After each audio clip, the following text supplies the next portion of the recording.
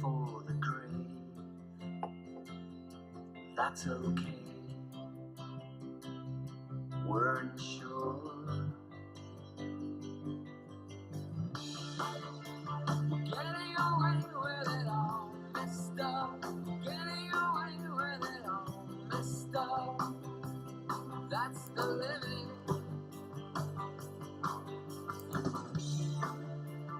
Getting away with it all messed up. Yes, all messed up again. Welcome to another. Well, it's Wednesday Night Mando is the plan for today, and just try to see how this goes.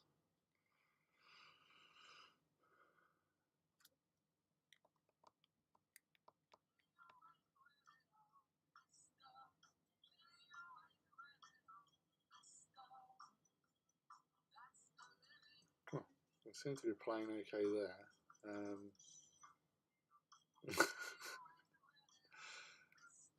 So I've got it on my phone at the moment, just so I can actually see how things are going. But anyway, plan for today was to do some, yes, Star Wars. Hello, Mellow Shade. I was, after doing the Warlords for the last 2 weeks, I built these a couple of weeks ago, and I thought I might as well just take a little sorbet, a little bit of a palate cleanse, and get started on some of these.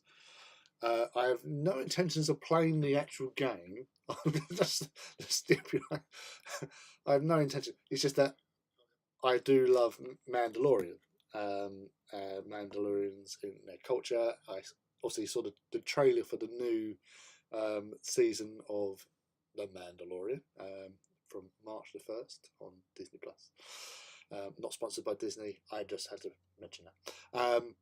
But yes, so I got started on these last night whilst watching Crystal McDowell's stream, and I was a bit worried, to be honest with you, because the size difference between these and a Battle Titan, like detail wise, is quite significant.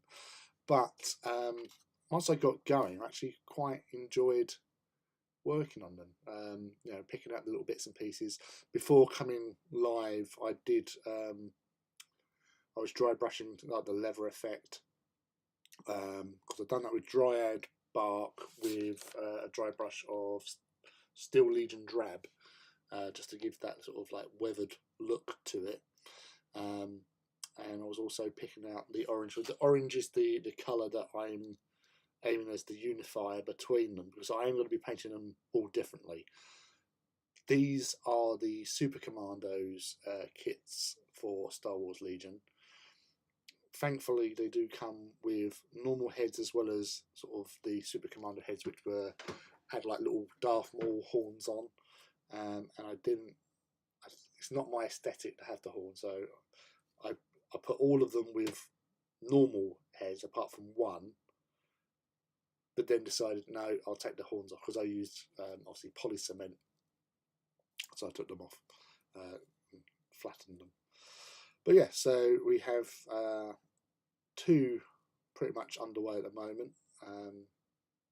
So I've done these two. Majority of these was last night.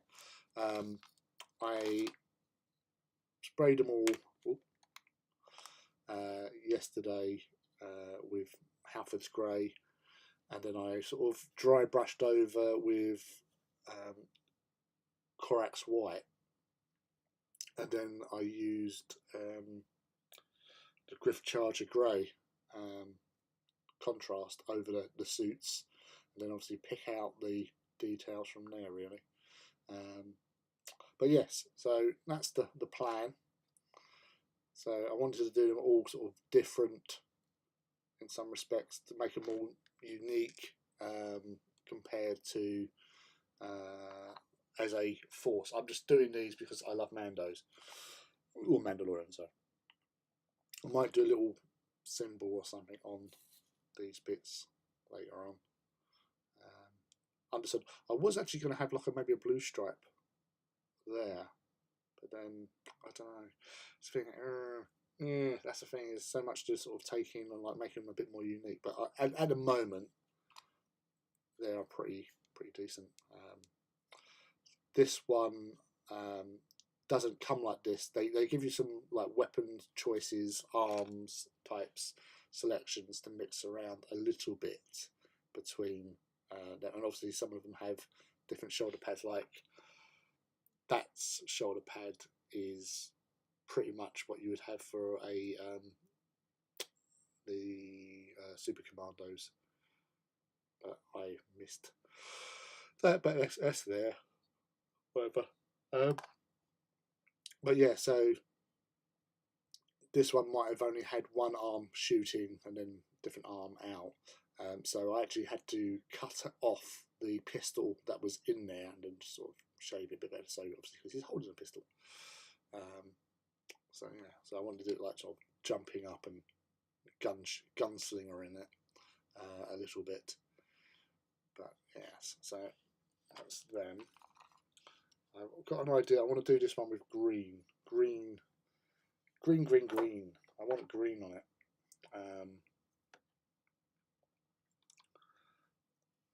And obviously orange accents as such. Let's have a look for greens. So flash that.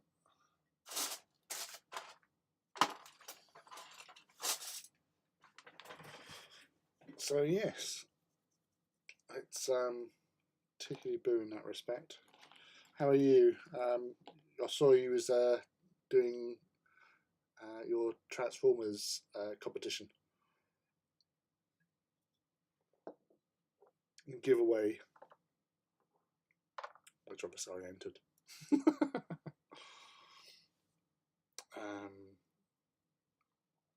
Actually, I don't know. With these guys, I'm not actually like, well, these ladies, I don't actually know what, if that's sort of like, meant to be armour plate or if it's like a ballistic weave type top. So that's.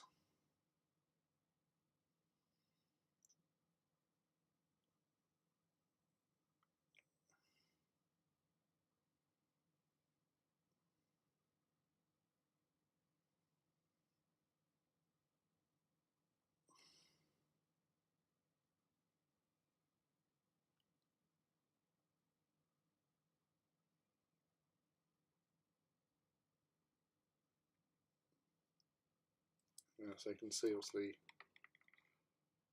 pictures. Yeah, so you can do it with that one, but with the other leg, it's maybe like just skipping up with that sort of weapon. So put those arms onto that other dude.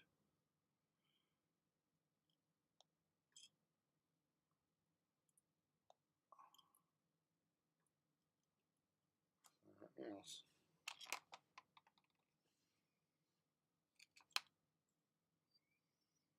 So I could put some orange, like that is like sort of armour.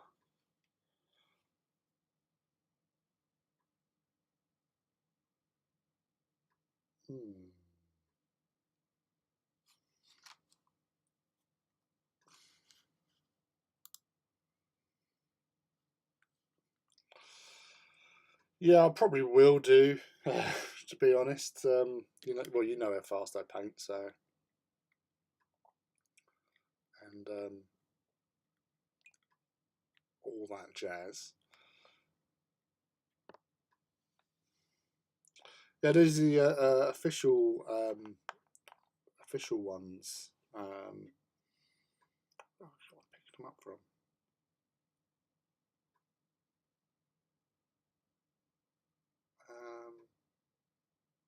Yeah, I think I picked these up from Gifts for Geeks, I think, because the prices from them was really cheap compared to everybody else. No offense. So yeah, I just grabbed them when I saw them. Oh, that's a very good price. I think it was like not even like 20 quid. I think it was ridiculously cheap because I think they're normally around about 30 odd.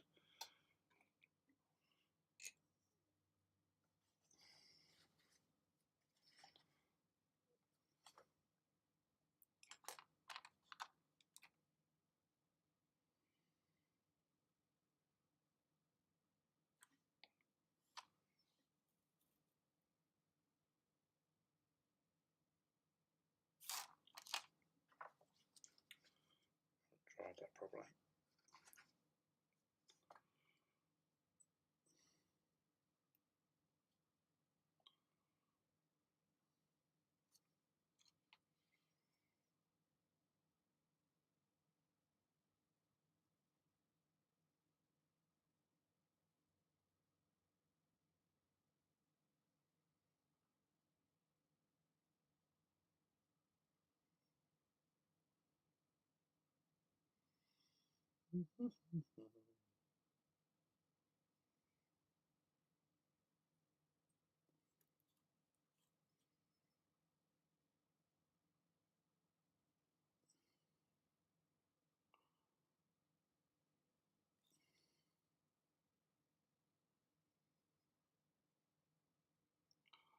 I was actually down your place, the other week, and I was it a week before last, I think. I went to pick up some paint supplies, and I did have a look at the Star Wars stuff, but there wasn't much in the way of Star Wars Legion stuff. There was obviously Armada, little display, so I didn't actually pick. Because again, like me, I'm more the ones I don't go out looking for stuff.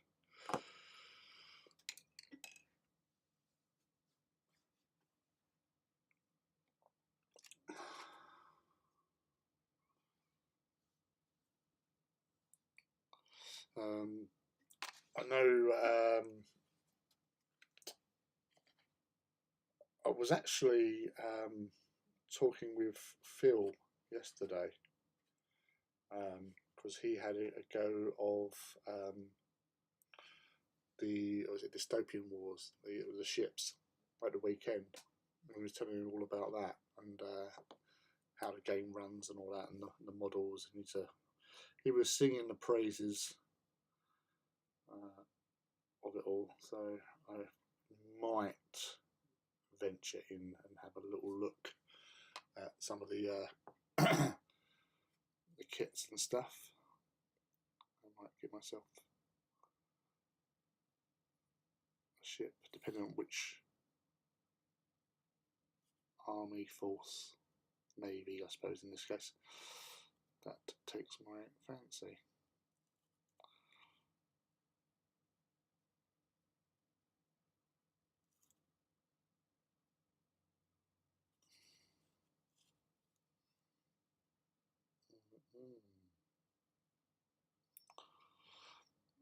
There's always business reasons.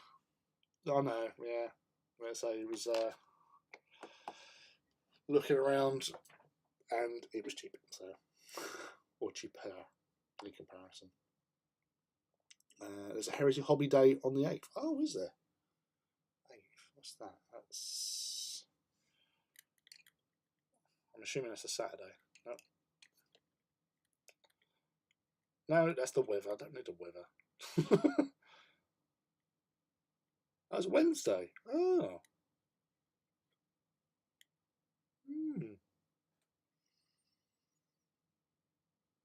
All right. Oh, cool. Yeah. So he has piqued my interest. I'll say that much. I think Phil was playing.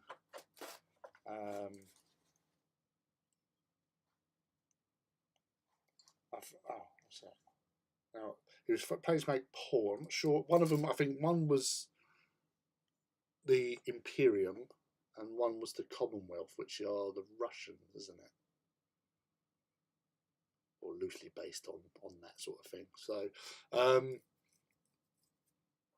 yeah, I was I was kind of intrigued. From what I said, I've not looked at the models, so obviously that might affect choices. But from what he was telling me, the crown sounds interesting. Plus, I've been listening to a lot of Second World War podcasts, and I've been doing lots of stuff on the Navy, and have a lot of respect for, for the Royal Navy. So, so that might actually have an impact.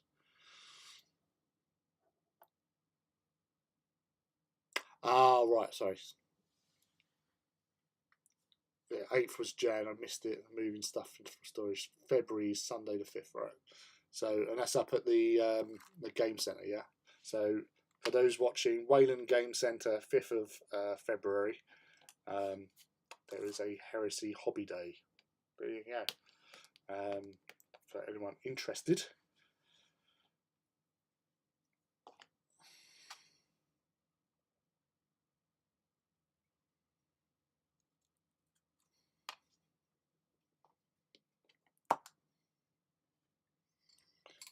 Just want to grab a beer from outside.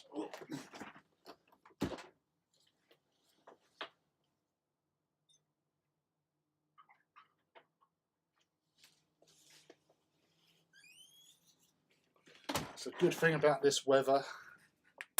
Your beers are cold.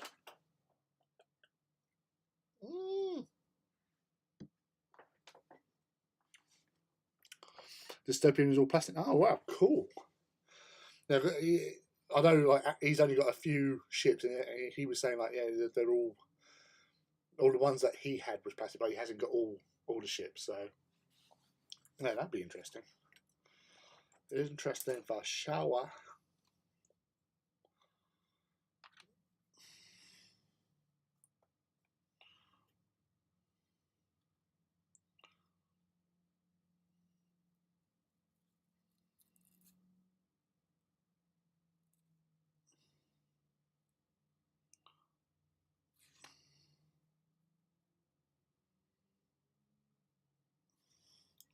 Actually, yeah.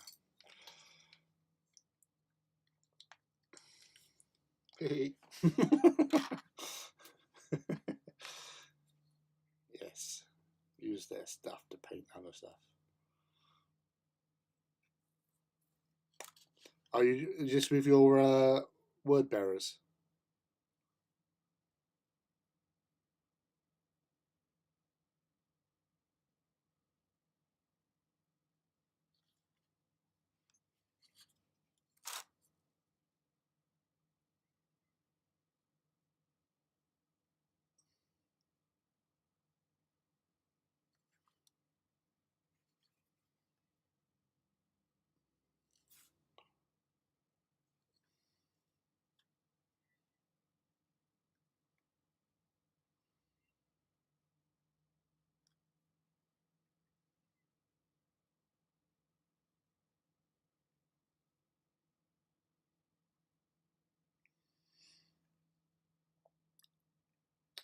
I play Enlightened, which is all mad scientists. Oh, cool.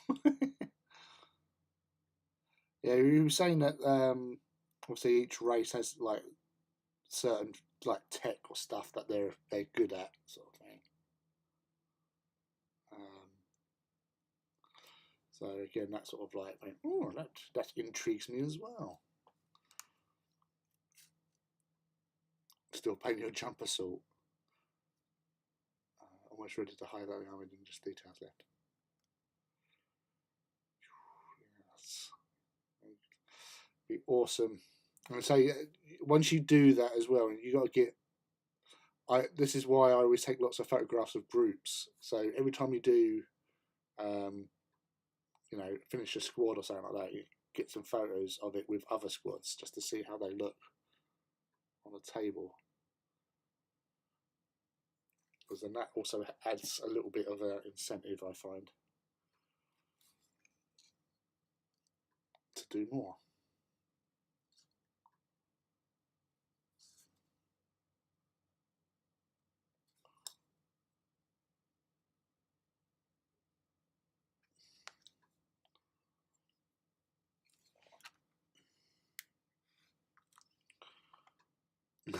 berries to the wind.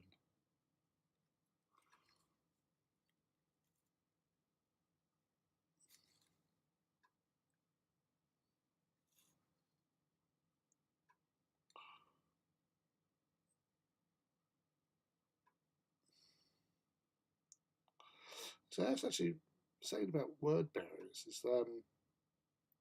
just thinking about like the Siege of Terror book series, and we've not really seen anything of the word bearers as such, like running around attacking walls and stuff like that. It has mostly been Death Guard for the most part during the siege.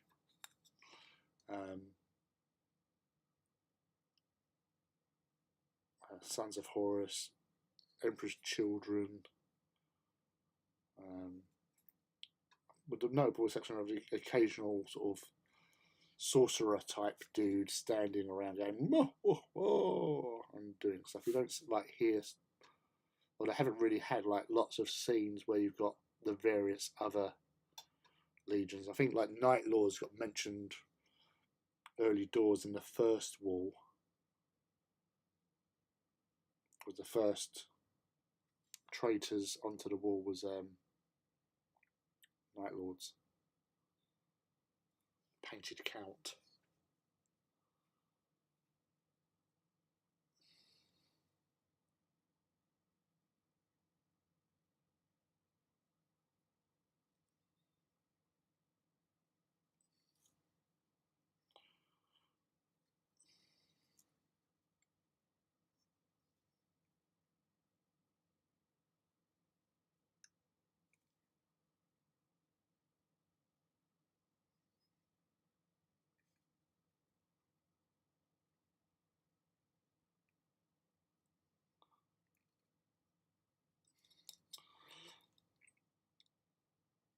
Letting my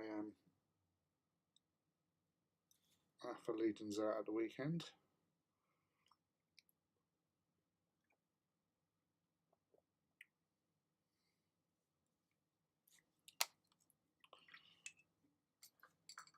Oh, yeah, there was a word bearer. Actually, yeah, they've had characters. There was a word bearer in Aaron's book, Echoes of Eternity.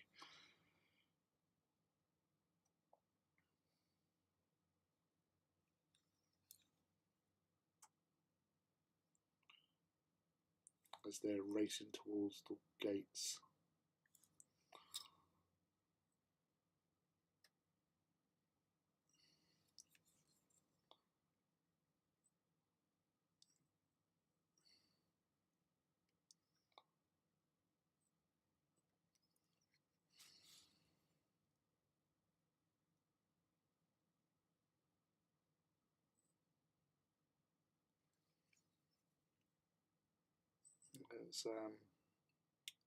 There's actually talk about Siege of Terror as well and Echoes of Eternity.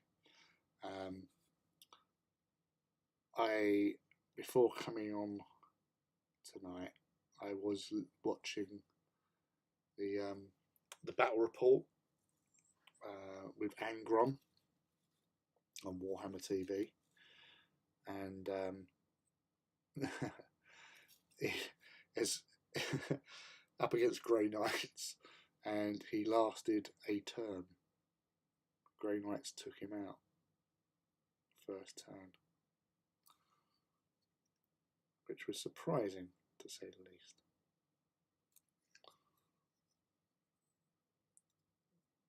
But then, if you've got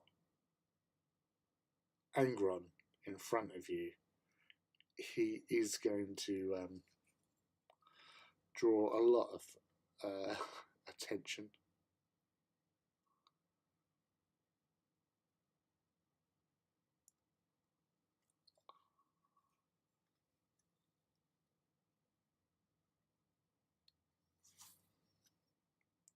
So, admittedly, I wasn't really watching. I was more listening to it because I had it on the phone. I was sorting some bits out. But yeah, it's the model does look good.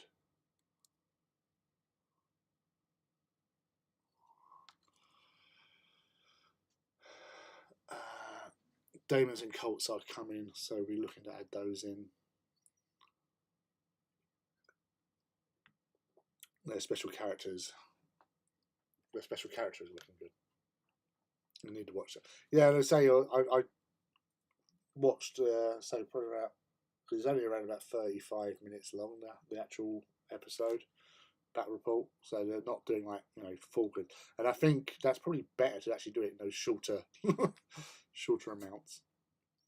But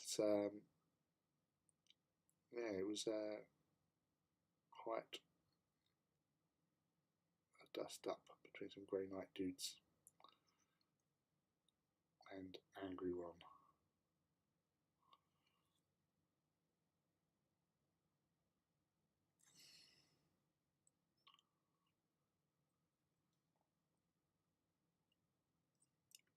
Who've read the first arc and was like, all right, what's that like?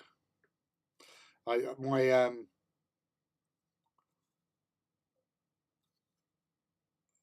not one for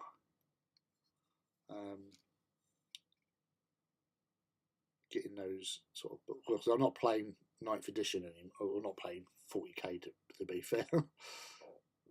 If a game comes up, I'm more likely want to be playing AT and Heresy over 40k.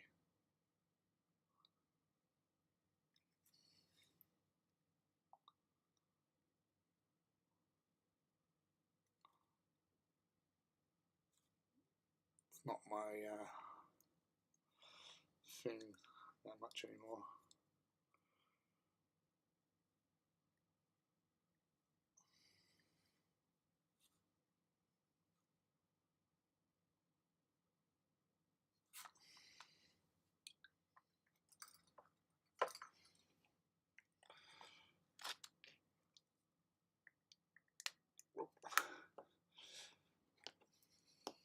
Let's try this out. Oh, green paint, not good. Oh.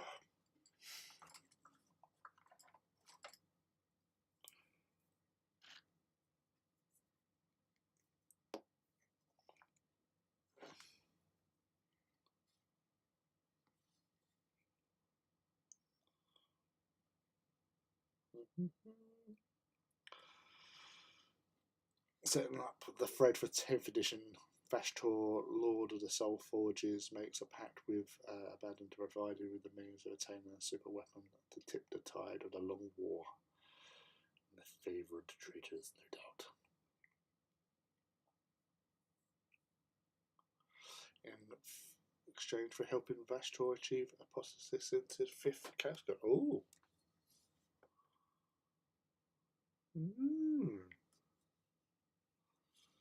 That would be interesting.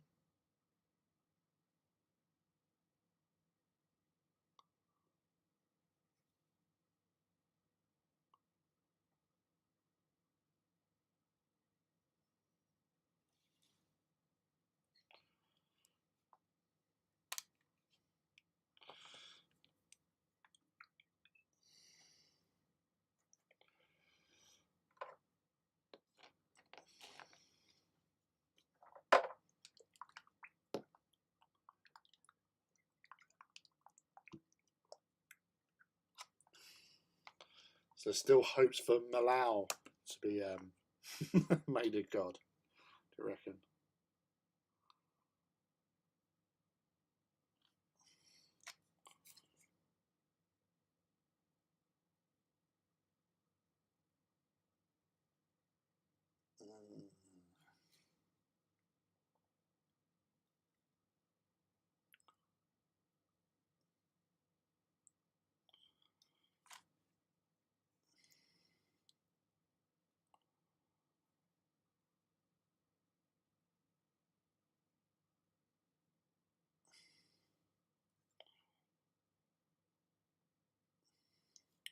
So you don't have any stalls going down to Beachhead at all, are you, Lou?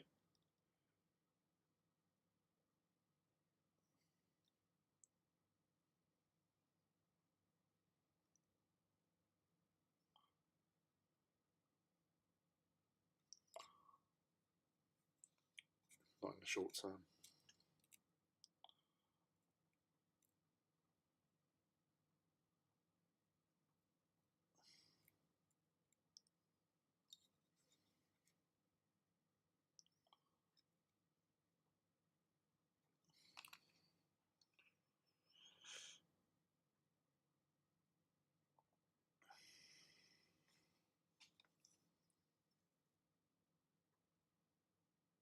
So they'll make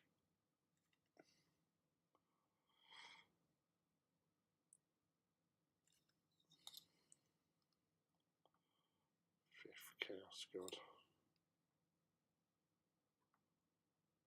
Could be interesting.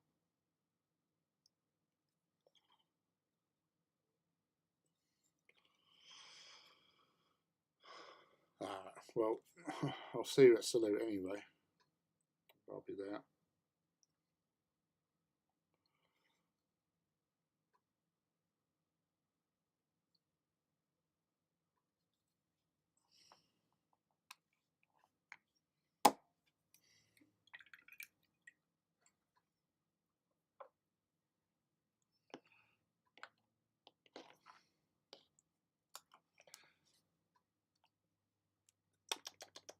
Brass liquors. Tasty, tasty.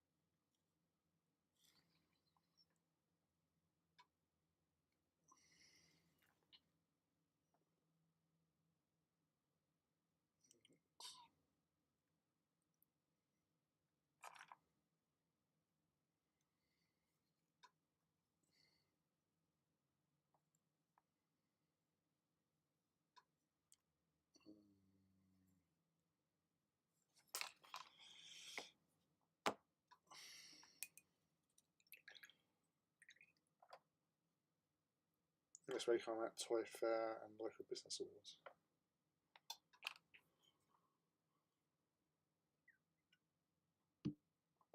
What is that then?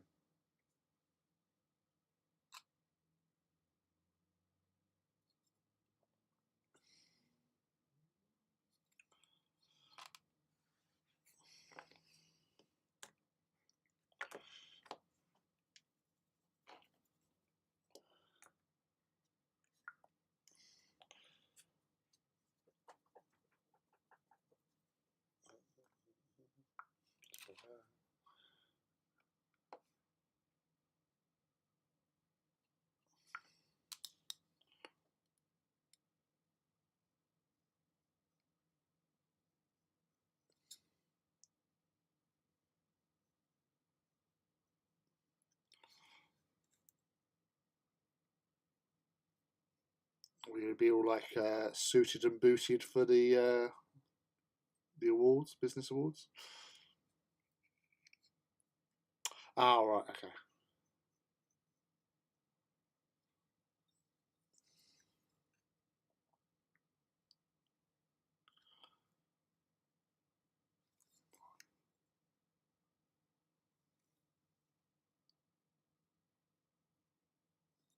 Obviously, I would not be going to one of those sort of things if it's not for the general public as such.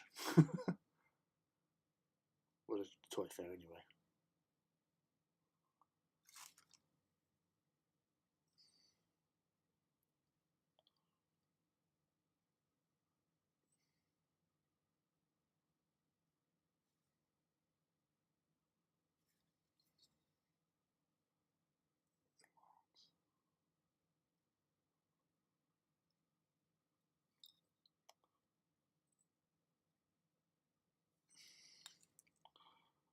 the Oscars.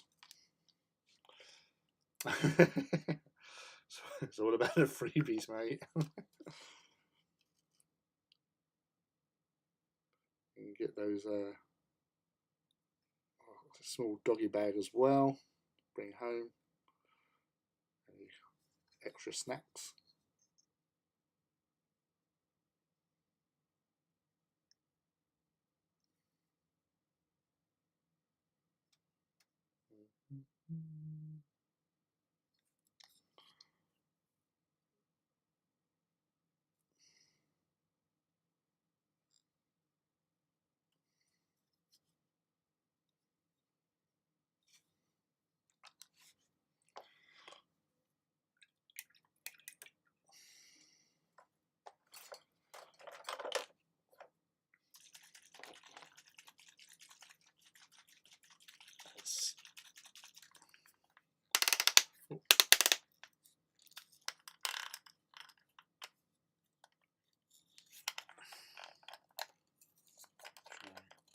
That's better. I think this might.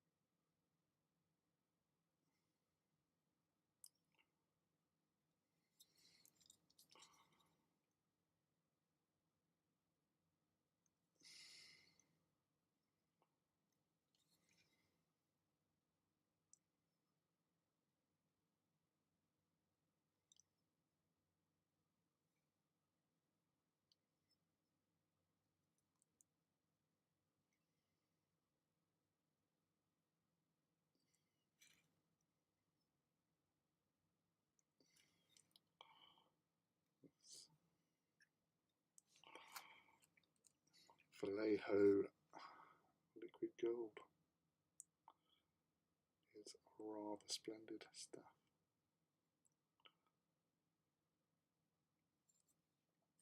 I think I've only got about 4 Vallejo paints, all of them metallics. This is the only gold I have of theirs, and it is most splendid.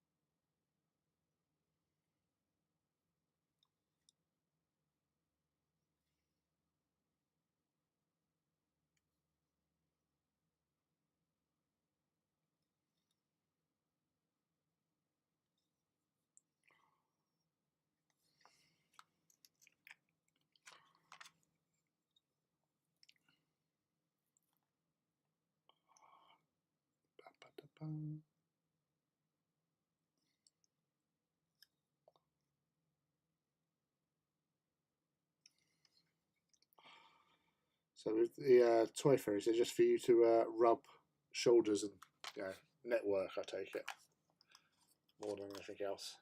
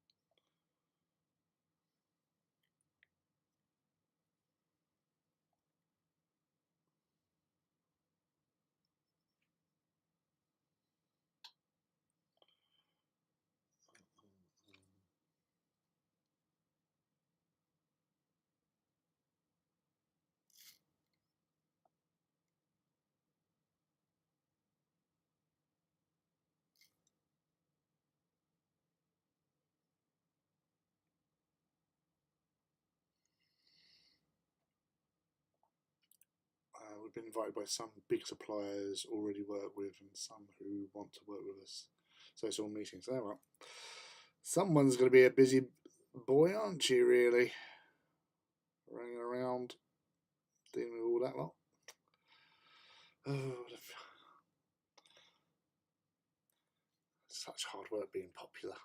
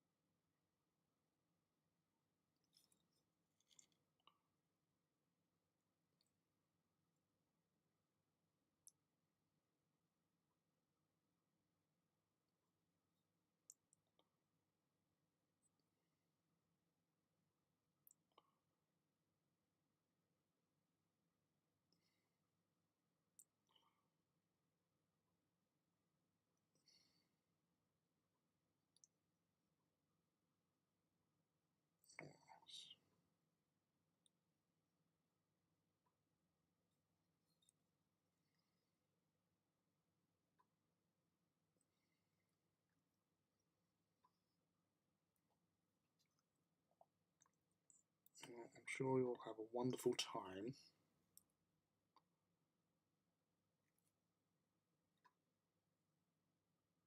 Whatever happens.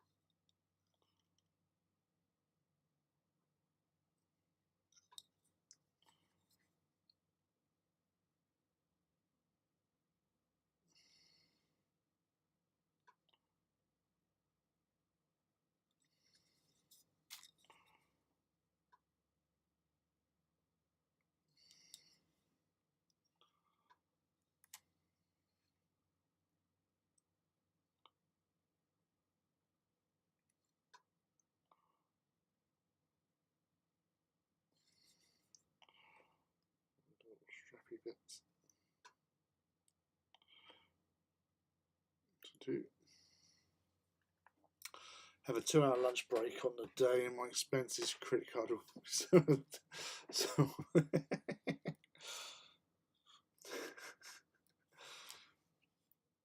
expense account. Oh my God, Lee. If only I could have that.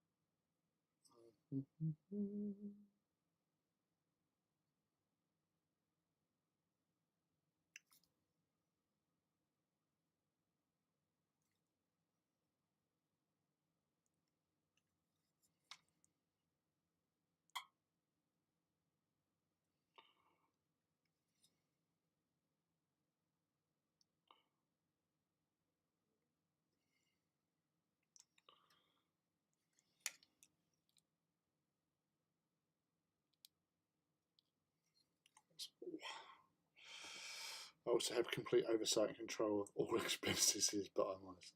Well, you are. It's what you've always been like, dude. Long may it continue.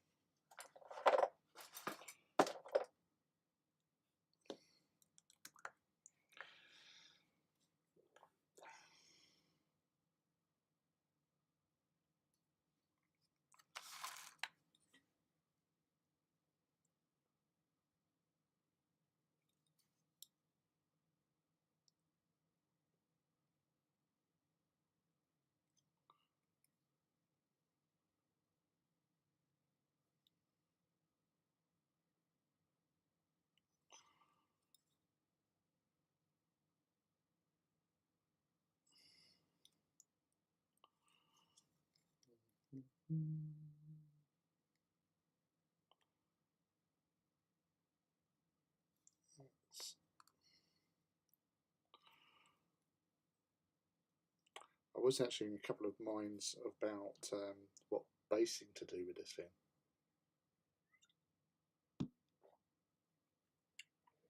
There's going to be a Lego and Gundam as well.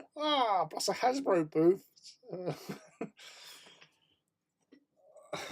Research and development. Yeah, no. Obviously, I need this. I need this. I need to look into this model kit for design purposes for future projects. That's legitimate.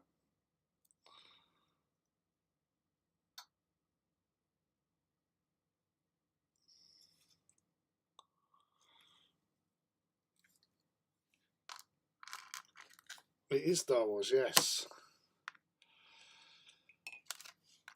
So that's the ones I was working on yesterday, which I've been doing some touching up on today, this evening.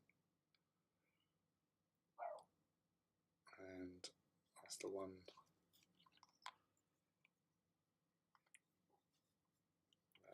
I started a little bit earlier.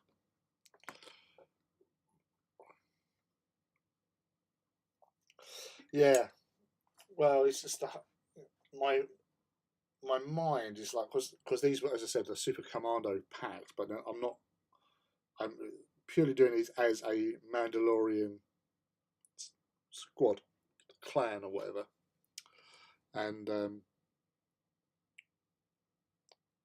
wanted that individuality, but also the uniformity.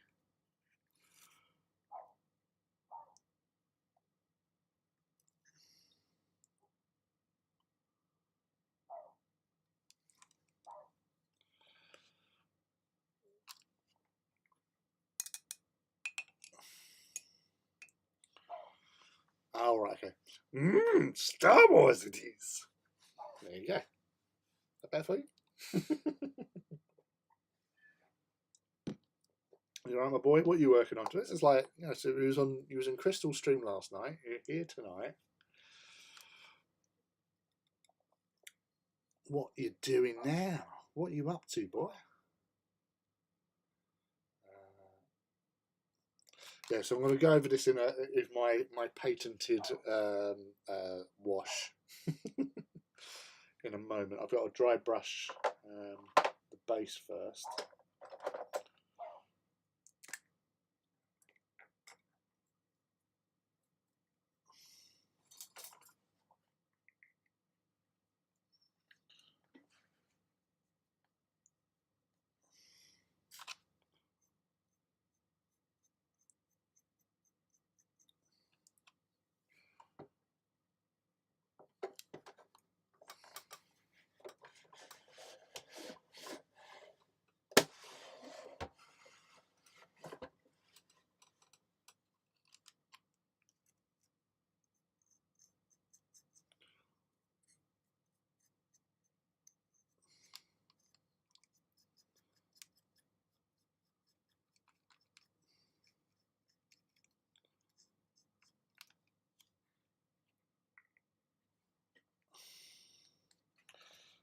Actually, Luke,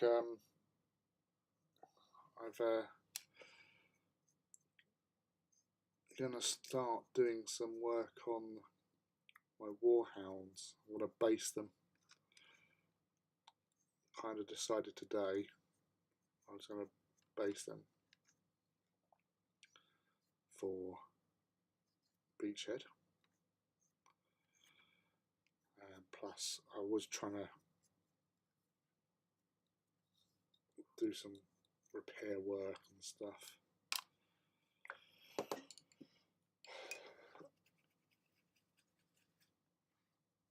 Oh, dude, too soon, too soon. Gee, mellow shit. You meant to be mellow.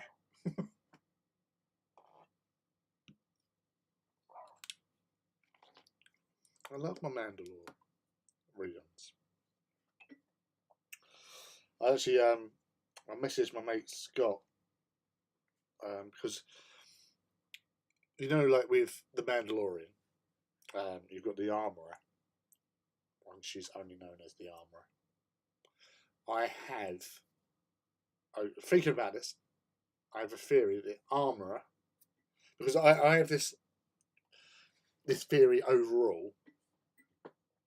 Now, obviously, depends on what happens with Boba Fett's series, because obviously Mandalore has been, screwed over. Although he's going there, so obviously the underneath's still available, but obviously it depends on what living conditions is like. I said it in a nonchalant way, off the cuff. Oh, it's naught but ashes. The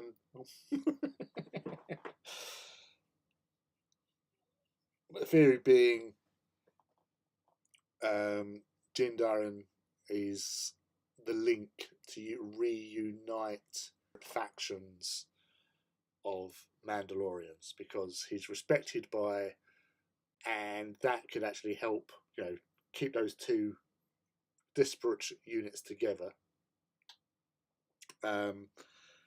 He's friendly terms with Boba Fett. With Boba Fett, I see him setting up something, because they keep on mentioning in Boba Fett the fact that Tatooine used to have oceans, and they've mentioned it a couple of times.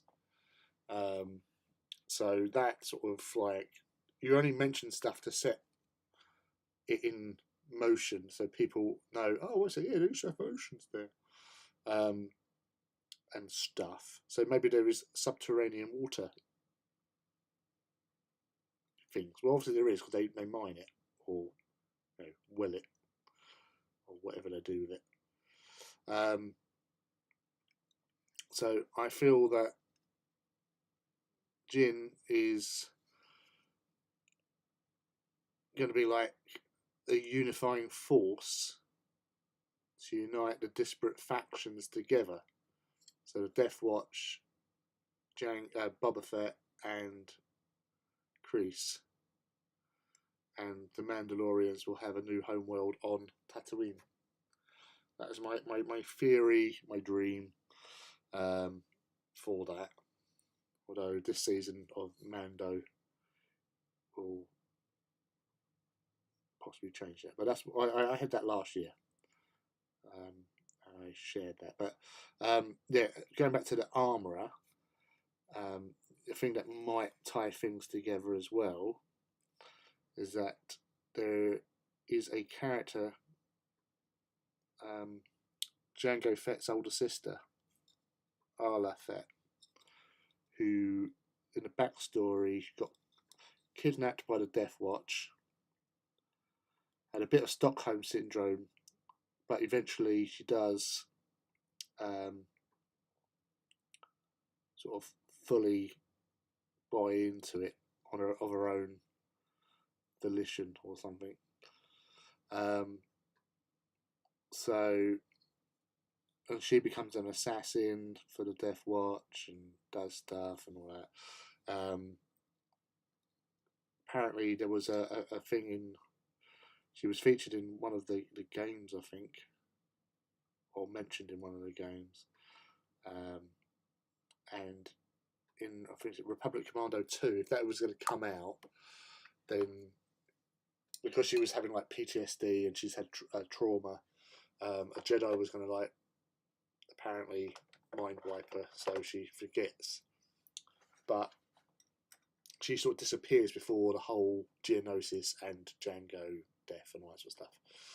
So I feel that she could be the armorer, and then that would actually tie in the Death Watch to Boba Fett, Din Djarin to Boba Fett, and to Kreese. The whole thing is because obviously in the old expanded universe, Boba Fett becomes Mandalore. So are they? Because they seem to be taking stuff from the past, but they're also maybe using stuff from the future that was wiped out, but could be something, and it just ties up and gives Mandalorian somewhere new to live.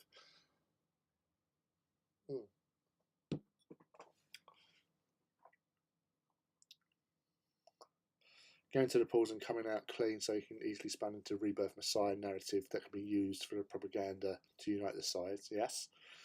Plus he has the dark saber, which is a cultural significance regardless of what type of Mandalorian you are, yes. But I can, but he doesn't want, again, it's like, he doesn't want the power, he doesn't want to be that, his only thing is for Grogu. But he could be the Kingmaker. He's the one, because of his unique position amongst the disparate factions, saying that loosely, because Boba Fett isn't a faction, he's a Fett, he's Boba. But they are buddies. To pull it in, there's no animosity to the other. They've helped each other. They have respect for each other, and it's the whole thing that because he can't wield Darksaber, or will he embrace Darksaber? Will Grogu help him in the ways of the Force to wield Darksaber?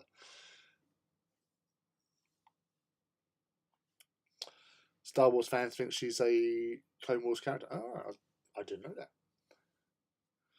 I'm tempted to start my second War Master to finish the side title ready for, because I was thinking about doing my next Iconoclast, but I can't remember where I put it. I've got to find it first, so that's why I'm doing Star Wars. Yeah, there's so much you can think about and look into with that.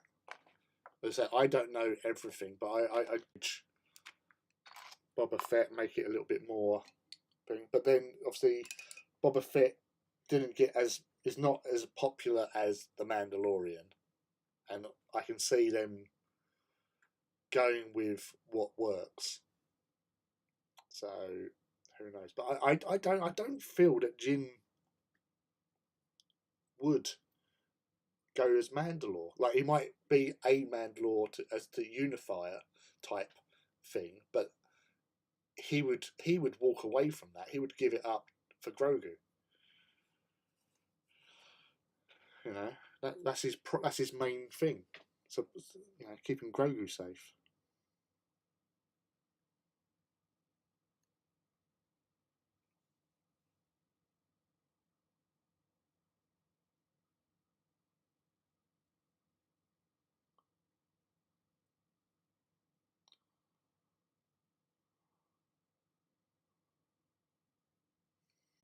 Not destination, is it? It's the celebration, Star Wars celebration in London, isn't it? So probably be more stuff coming out of there. Celebration. That's what day is that?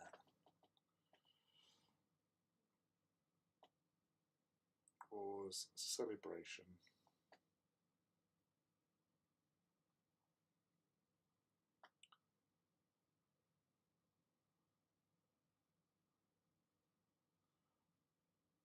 Alright, 7th to 10th of April.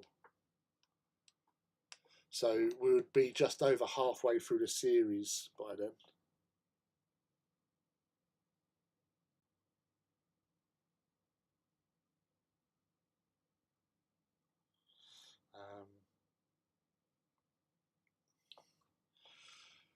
Shame Chris is not here because she's going.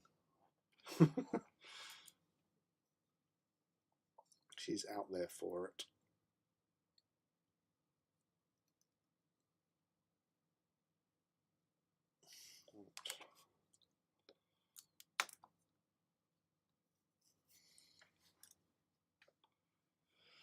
might not want it, but he cannot pass it on. He has to lose it and lose it honestly. No tricks. Yeah. I think the way he'll be able to use it is to protect Grogu, as he's not had it when he's been. That, yeah, no, that's the only way. You know, looking at it as a you know, a device. Yes. You know, if that's the only thing he can use to actually, you know, do that. And obviously he got rid of the spear, the Beskar spear, which Grogu got his armour for, his chainmail shirt.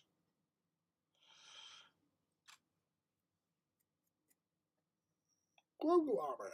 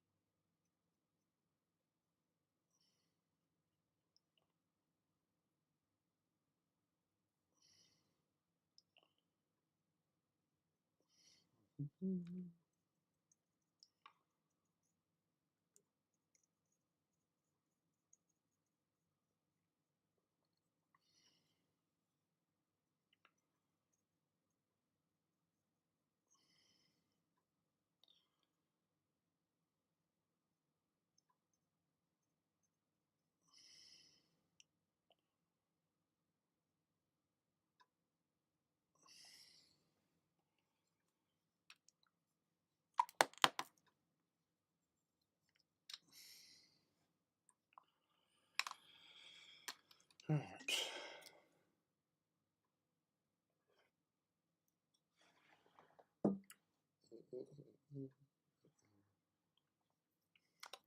Yeah, he's got to have some sort of motivational force.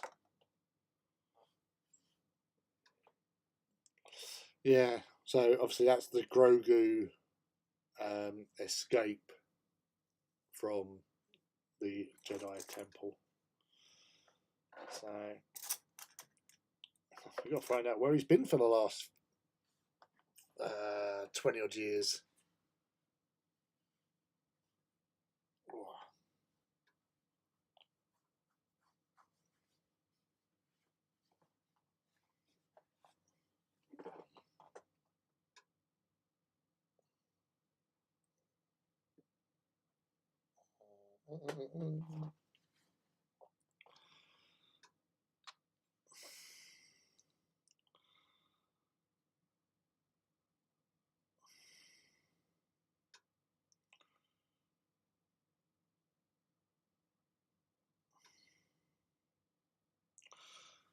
We'll just do some.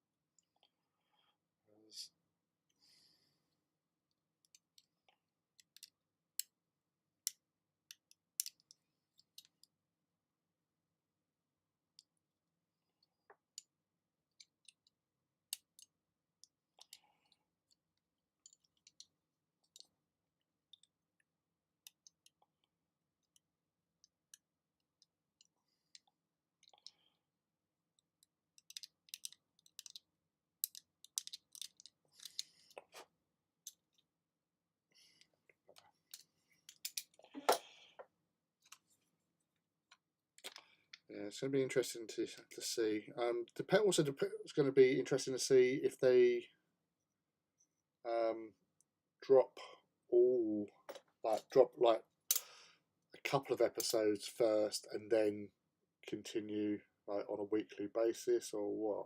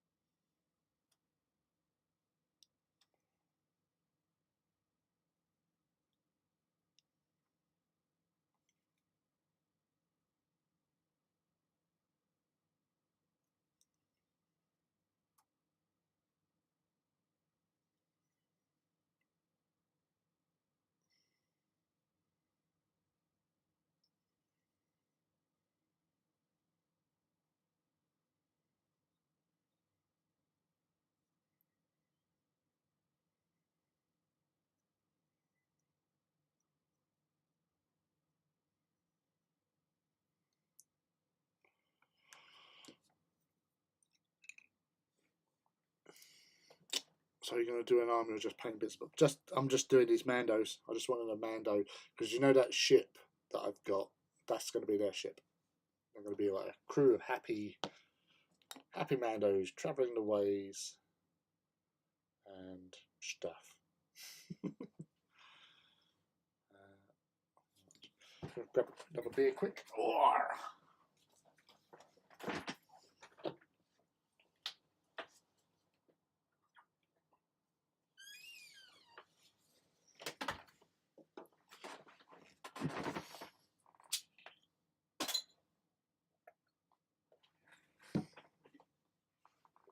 Nice cold, nice cold.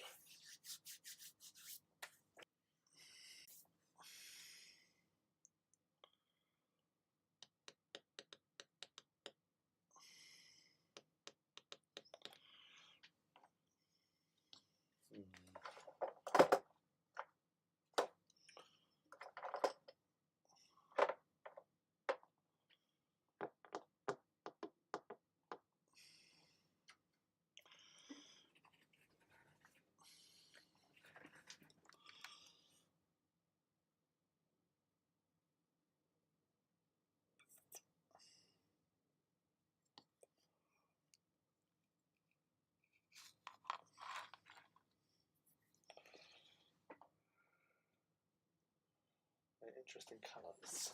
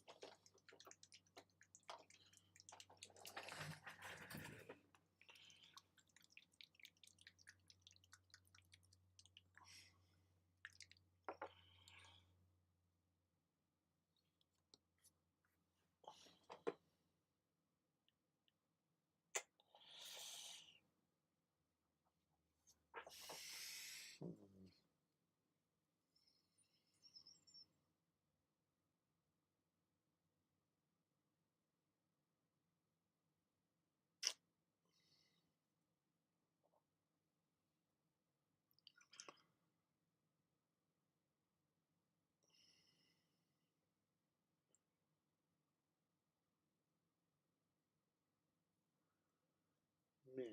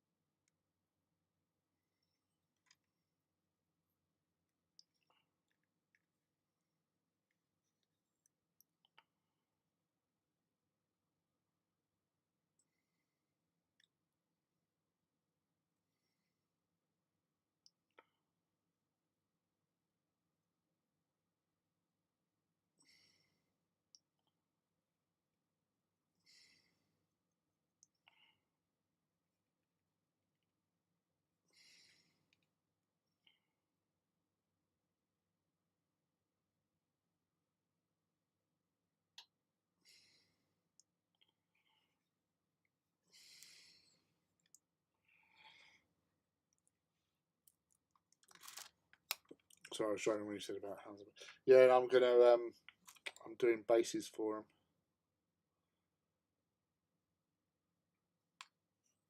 Just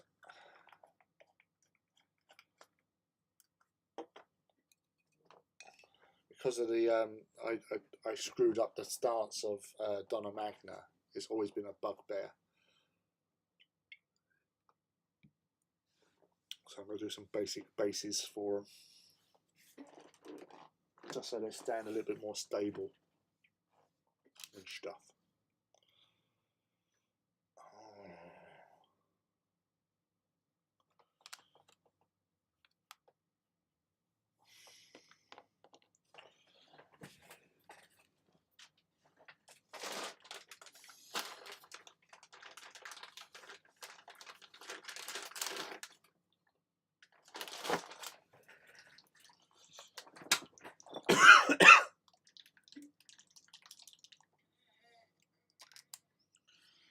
Well, this is going to be interesting.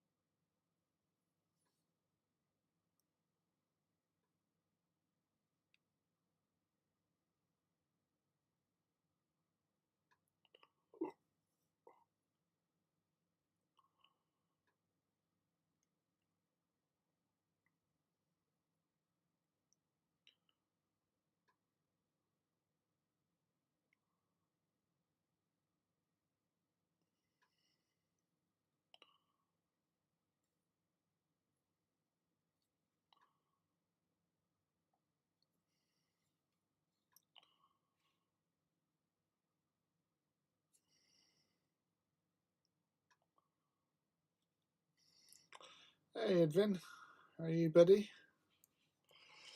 I'm painting Mando Lorians, as you might have guessed by the title. How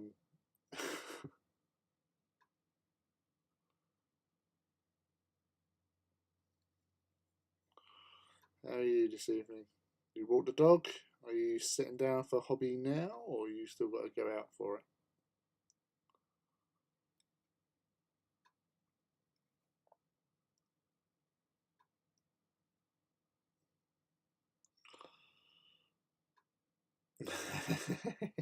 See, everyone's asking about the doggo.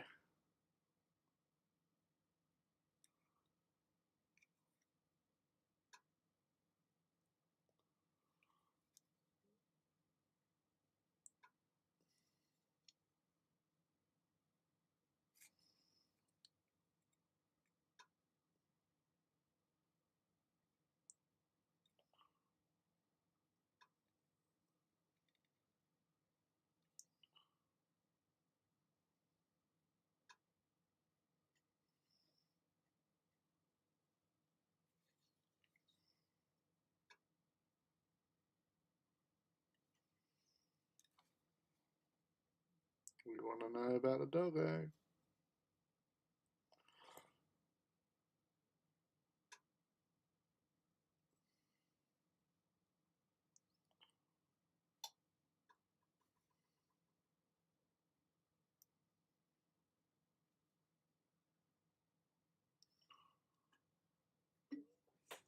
I haven't been out with him yet, actually.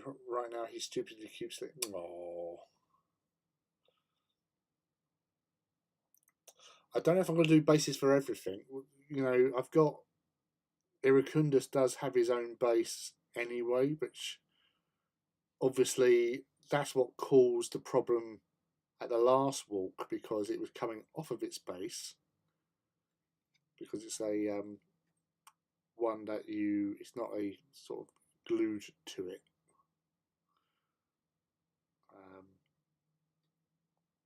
And it was coming off of its connector, and that's why it sort of leant forward and toppled, and I had to do that diving save to catch it.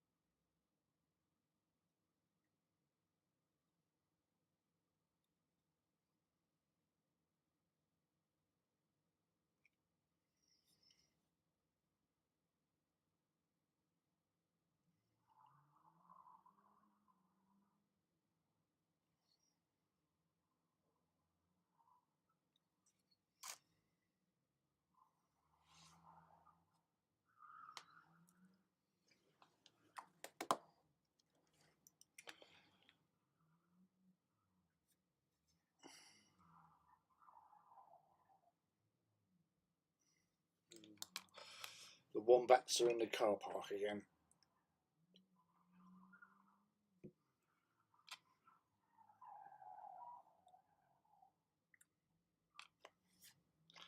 They better not hit my car.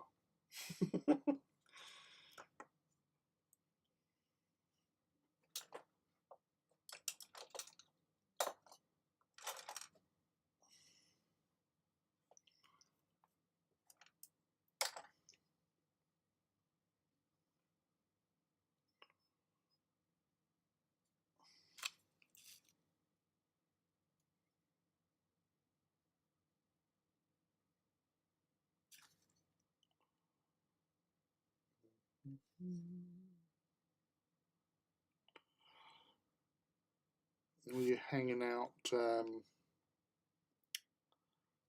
out. Sorry. Thank you for hanging out. And what are you working on tonight, Edwin?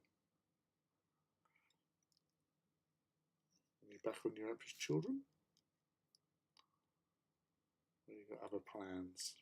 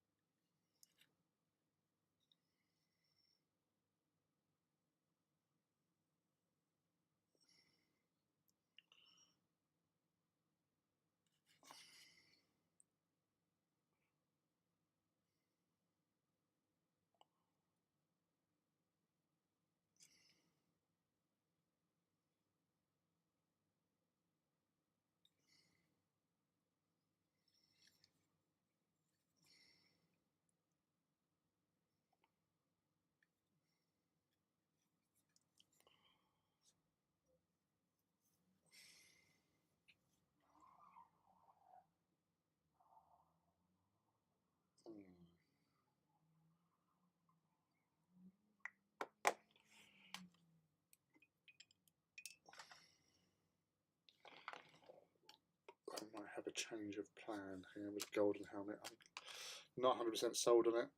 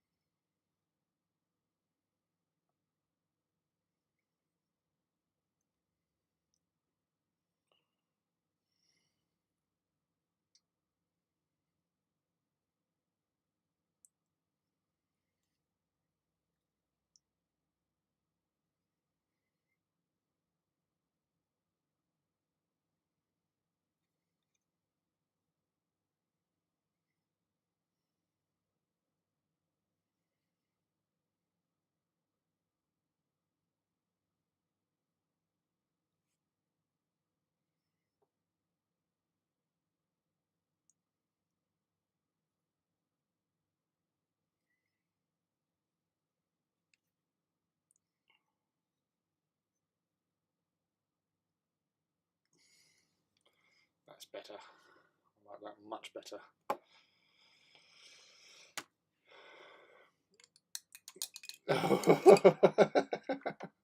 Oh, Captain! There's a Cleon bird of prey decloaking off the pod bow. He's demanding cheese.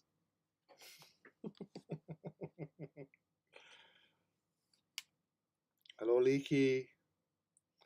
How are you, buddy?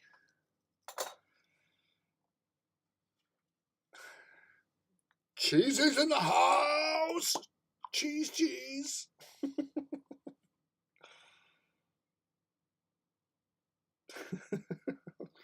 Wish I had like a little theme tune to play. Dun dun dun! Cheese, cheese, cheese!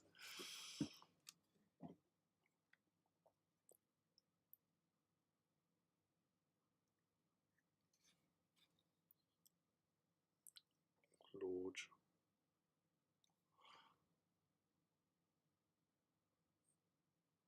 Are you hobbying tonight, my friend? Or are you just chilling out? Much better. It's never too late to watch a video. As long as you like and subscribe to the Emporium of Cheese.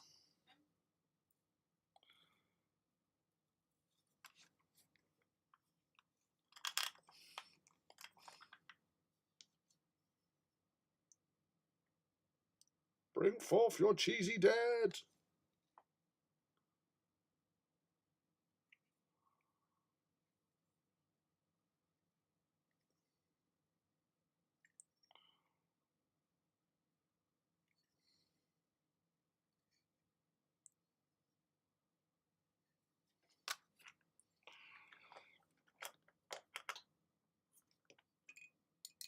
That's me done. Final lay on these fellas done. Tomorrow I will start highlighting.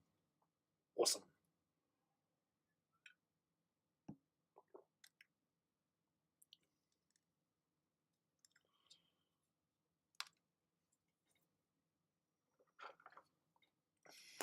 So you're quite productive in these little sessions. And I say, Lee, you've been here since the start and it's appreciated as always. There's nice little chats, having a little catch up, little chin wag. Knowing what you get yourself up to. Also, thank you, Leaky, for liking my my song suggestion for for Mellow Shades competition.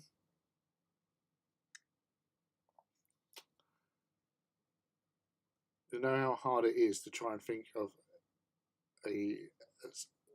I almost, you know, the obvious one is like touch. You know, you got the touch, but you know, that would be on there automatically.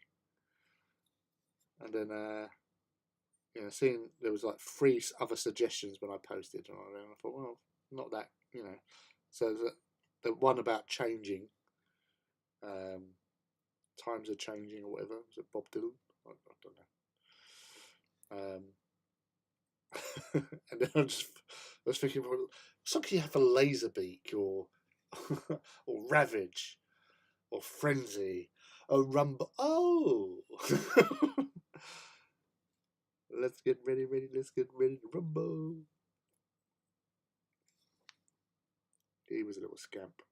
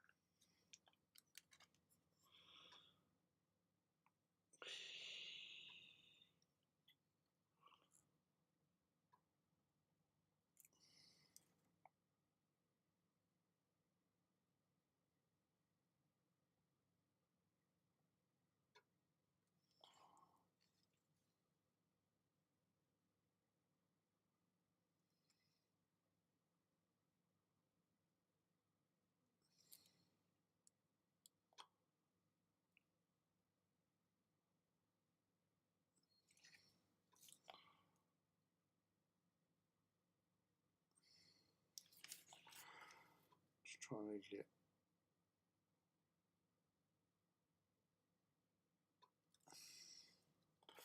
shadow.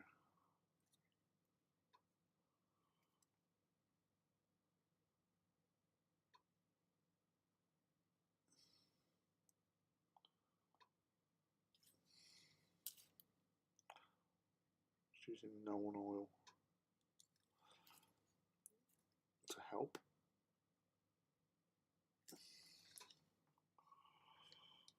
That's butter.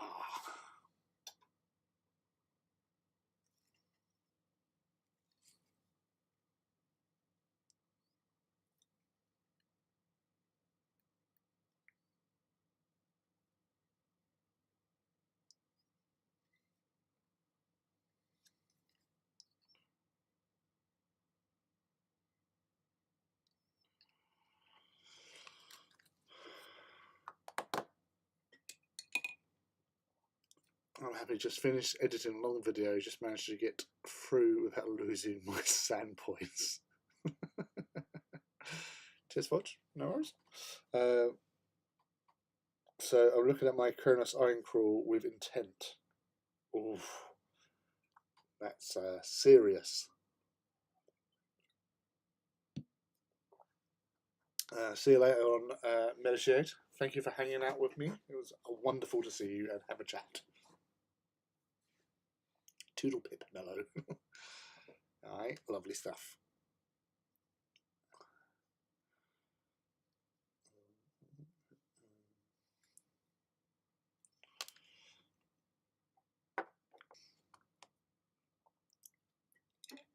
I thought you was on point there for avoiding clicks or cliche, sorry.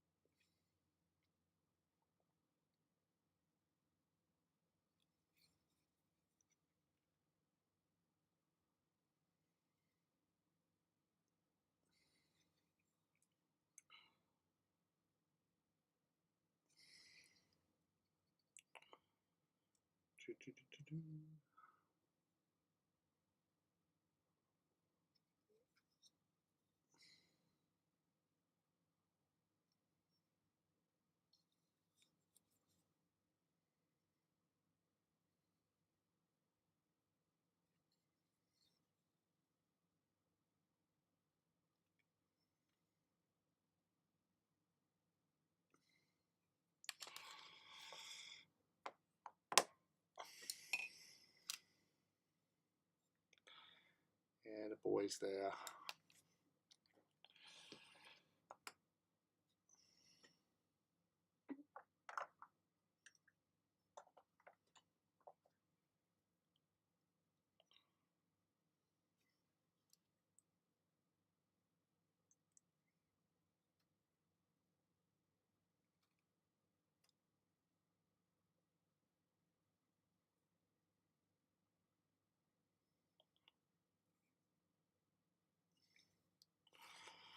Represent.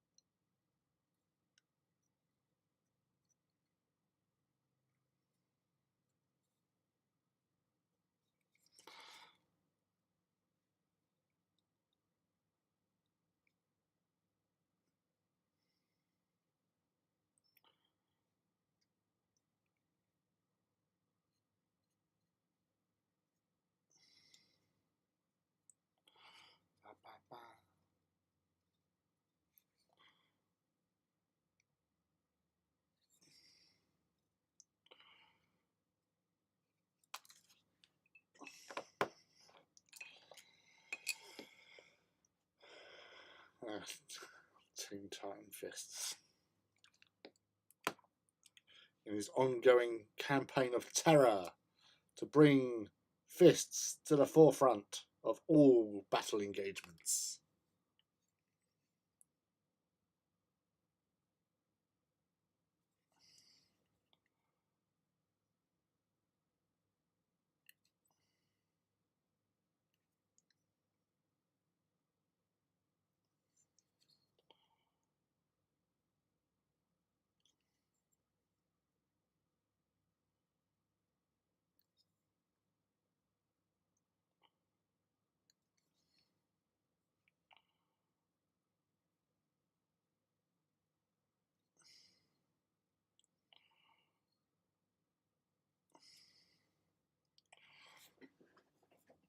This is the long part where we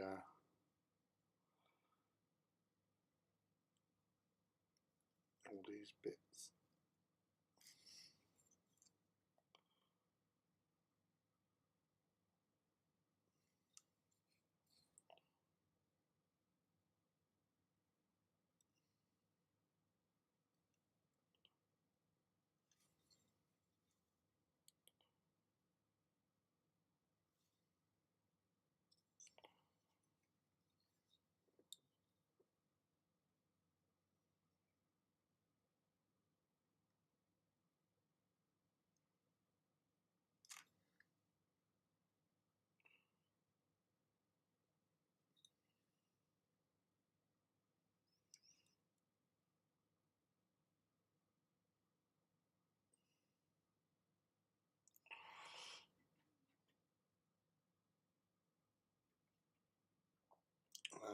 Perhaps this will be the walk when the fists crush all before them.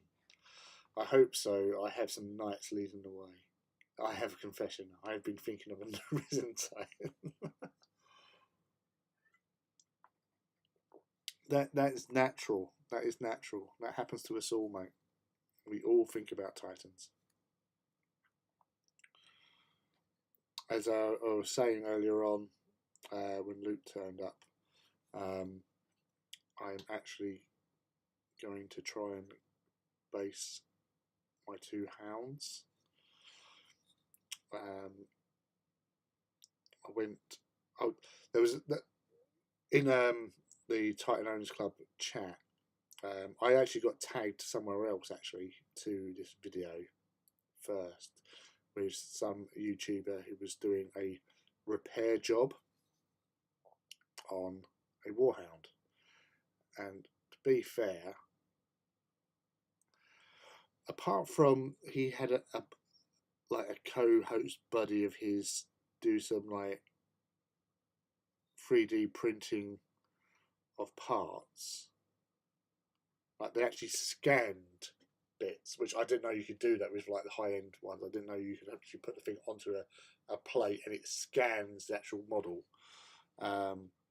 And they printed off like a new shin pad, for example. And I thought that was pretty impressive.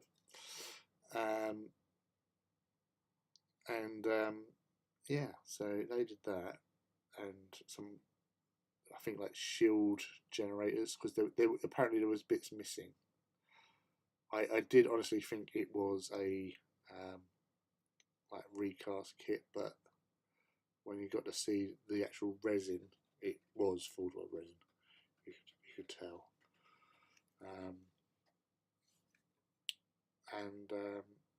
Yeah, so it wasn't a hard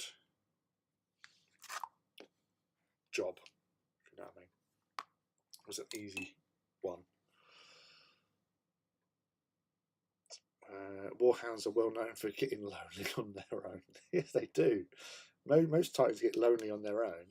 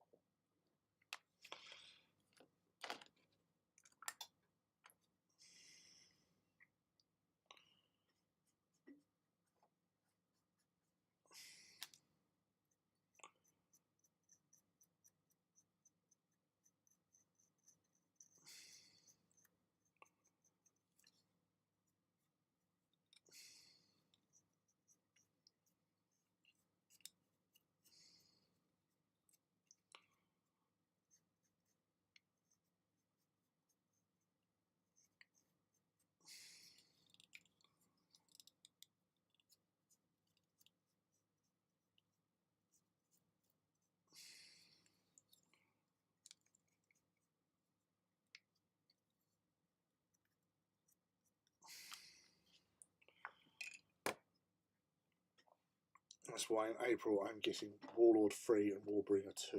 Jesus.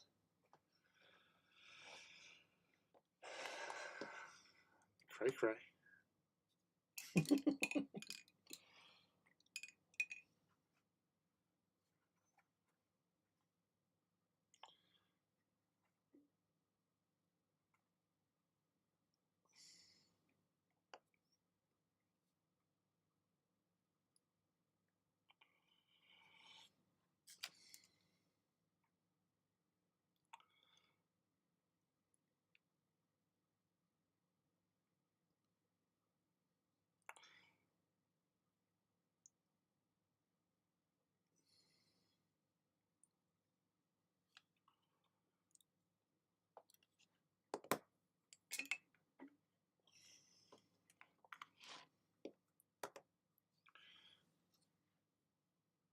I think you might,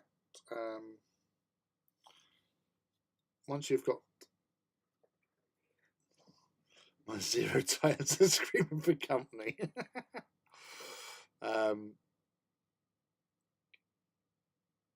Once you've got them, Luke, built and painted, although you may not have the most numerous collection, I think you would have the heaviest. Because only Martin has 3 warlords, I believe. Might only have 1 warbringer though, and obviously he does have 2 reavers and 2 hounds, but they're not all built and painted. Well, the 3rd warlord definitely isn't.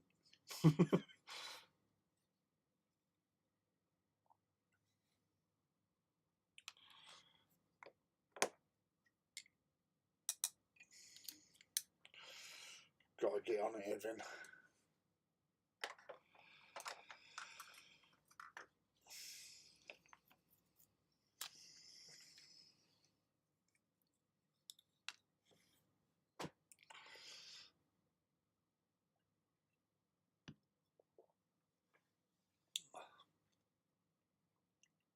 The Titan Void has the greatest howl of all. That is beautiful. Leaky, that is actually... that I love that. That needs to be on a t-shirt. The void that a Titan would feel in your life.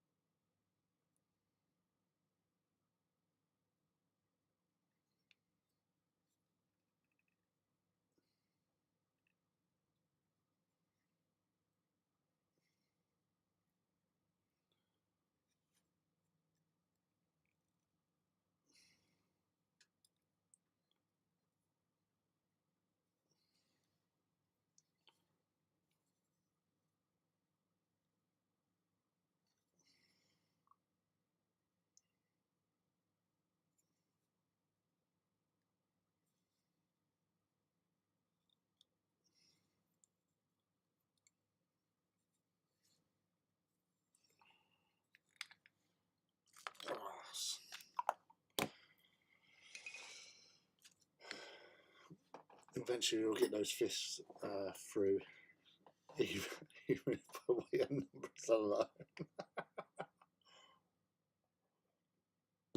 One day we will see an entire mana pool of fisting titans.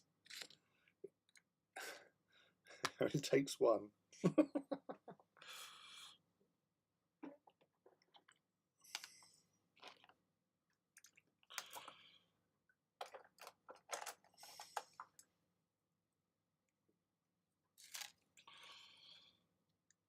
So this was the one I was doing earlier on. So these are the two I did yesterday.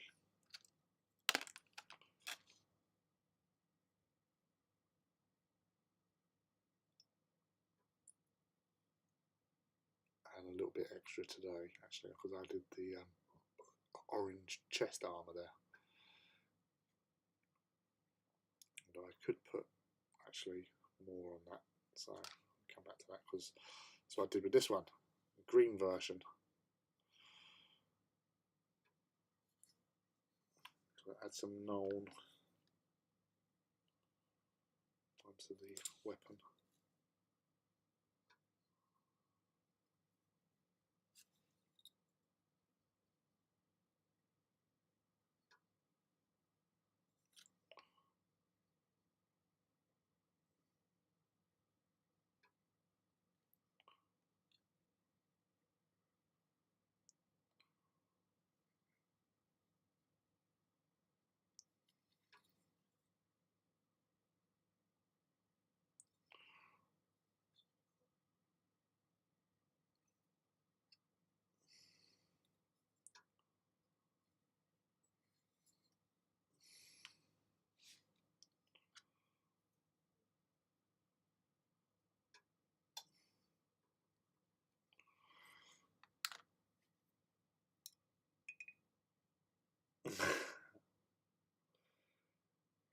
Yeah, he's got a way to go, that boy, but he's got plans, he's got schemes. Yeah, it was very poetic. I loved it. I'm just trying to find.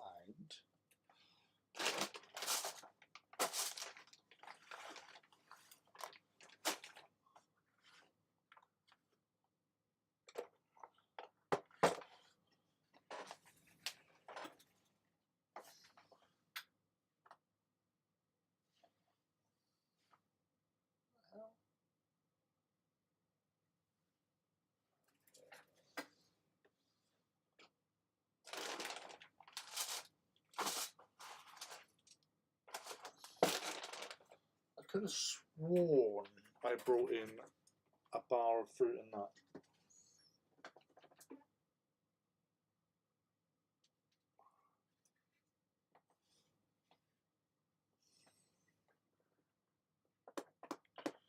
Ah, this is quite perturbing.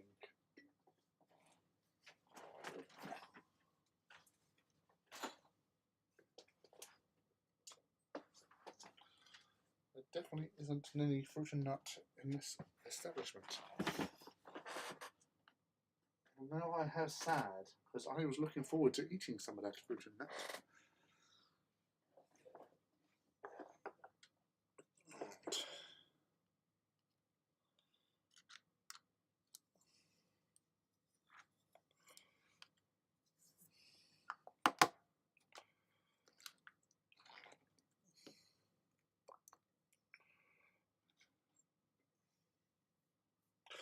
I guess I should buy Warhound 2 before March.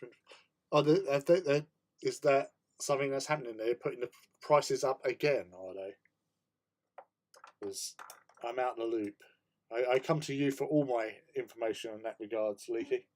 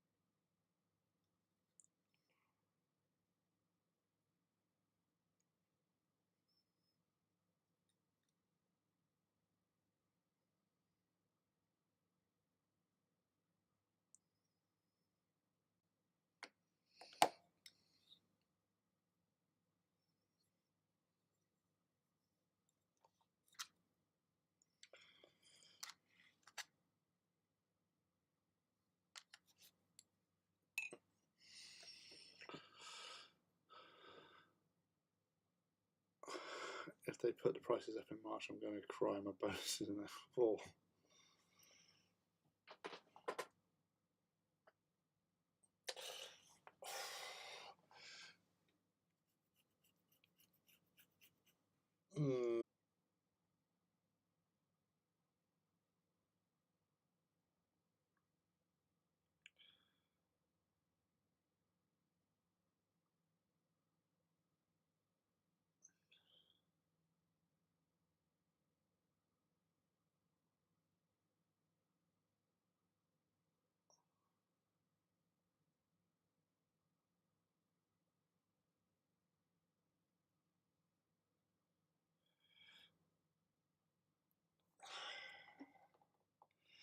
See, that's the thing, really, isn't it?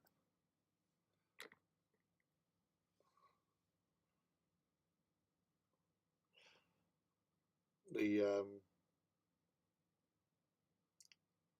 unless you had a credit card to put said purchase onto and then pay it off in April once you get your bonus,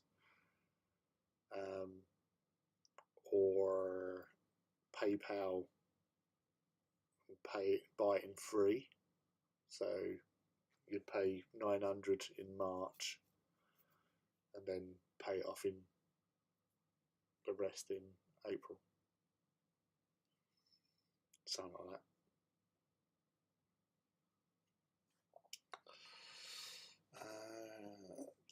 Stunning mini, but that base is what I'd buy him for. It was March 22 when Ford World last did a price rise due to events, but they normally do an annual inflation-linked rise in November.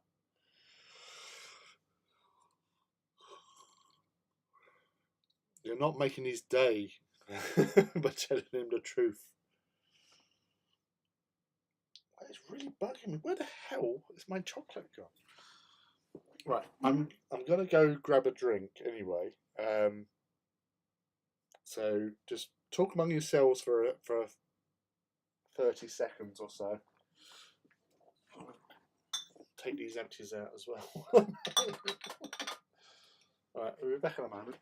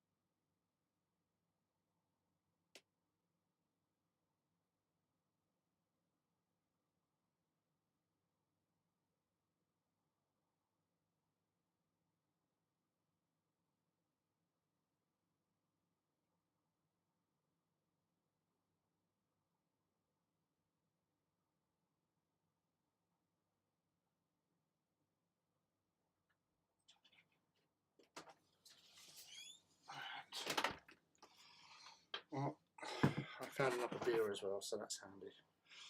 That will sustain me due to my lack of chocolate.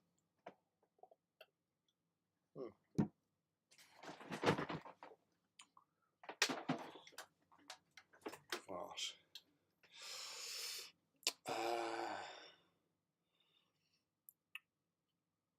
Or the War Master course comes out. The inflation isn't great right now. Luke needs a no interest purchase credit card.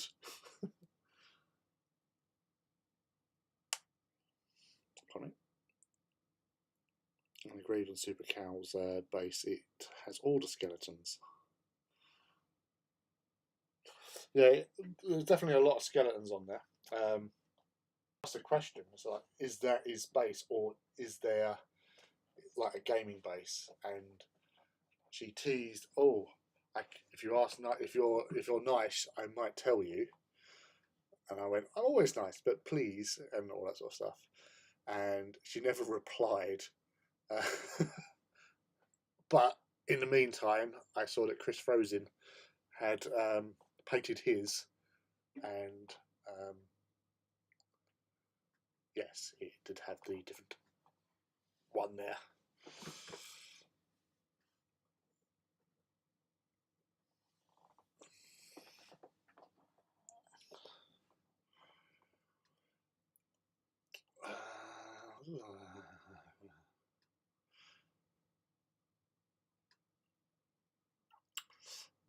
No problem, Bob. Bob cheese, I like it. To be fair, I managed to get 4-ish grand. No leaky Bob then. Leaky Bob sounds a bit sus to me.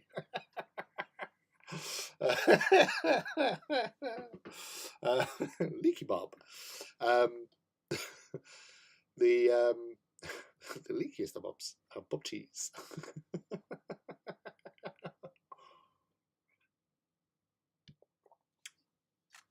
Yeah, no hanging around Leaky Bob. That would be very sus. Where's my gold? Filet whole gold. This stuff is brilliant. I love it. Sideshow Leaky.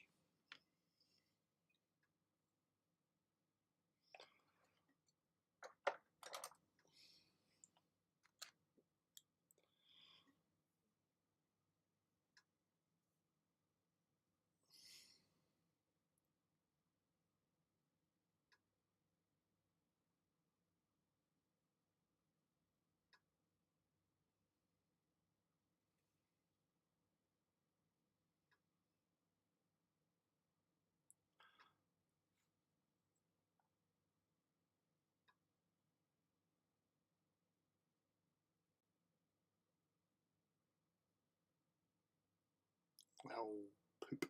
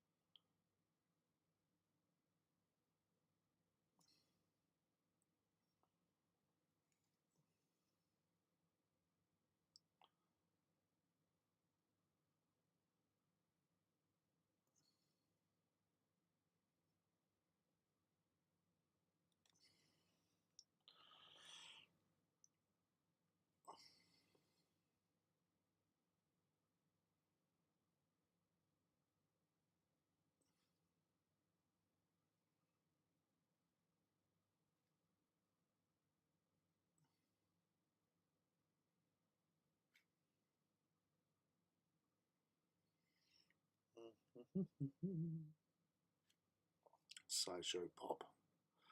Leaky is no sideshow.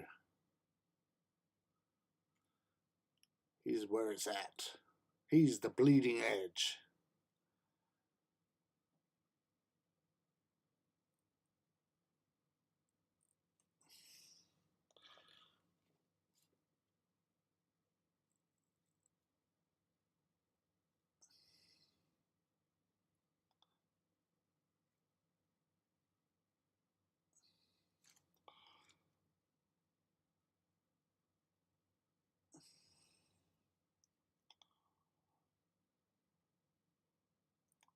Yeah, so going back to what you're saying earlier about basing warhounds, I actually found in Hobbycraft, it's a 10-inch or 25 centimeter diameter composite board. So it's about a centimetre deep, thick sort of thing. There is a hole in it, but it's only costs £4. So they're perfect for sort of warhound sized individuals, really.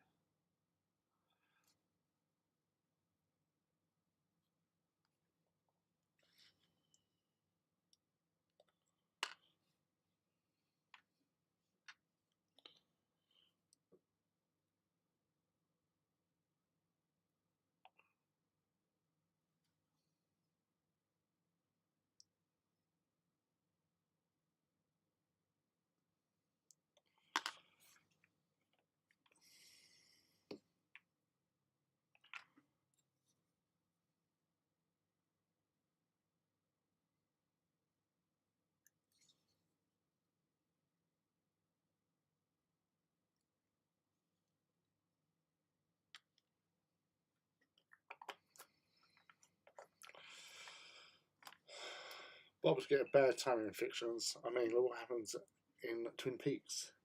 I was saying something similar the other day. I was talking to you, wasn't I? about all American special agents are called Jack.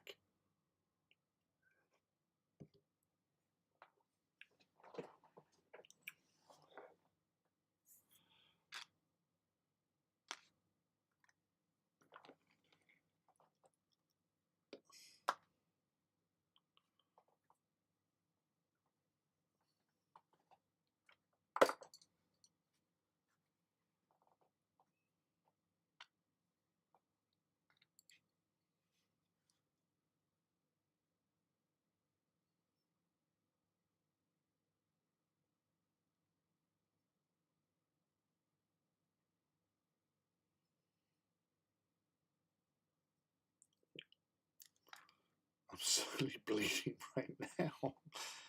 That's not good.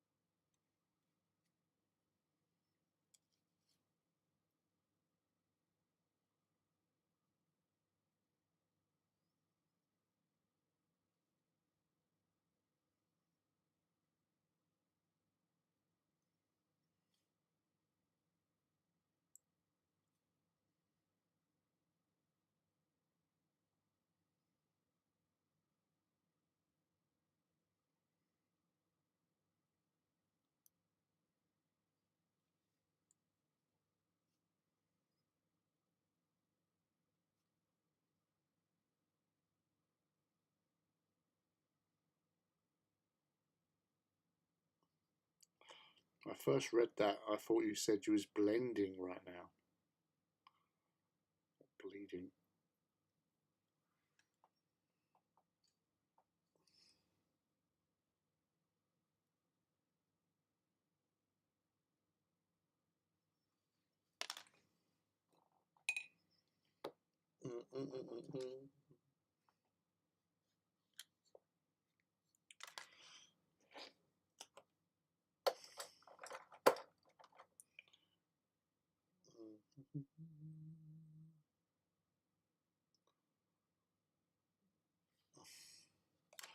You come round here with your metaphors.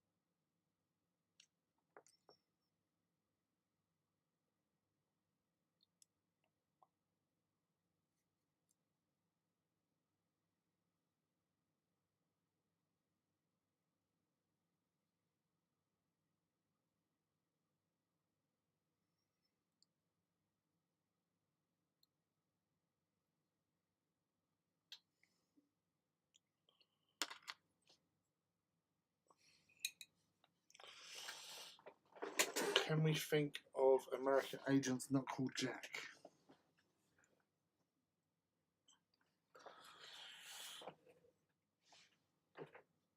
It would be Fox.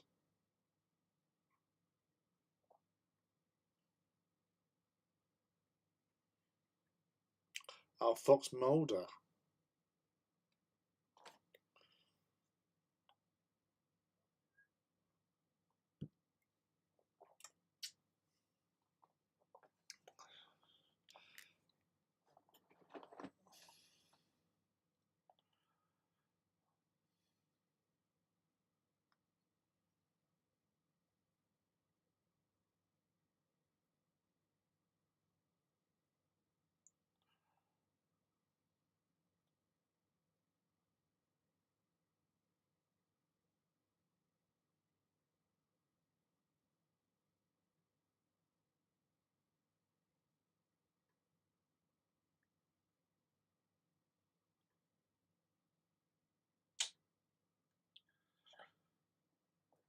Yeah, but all right, okay, CIA operatives.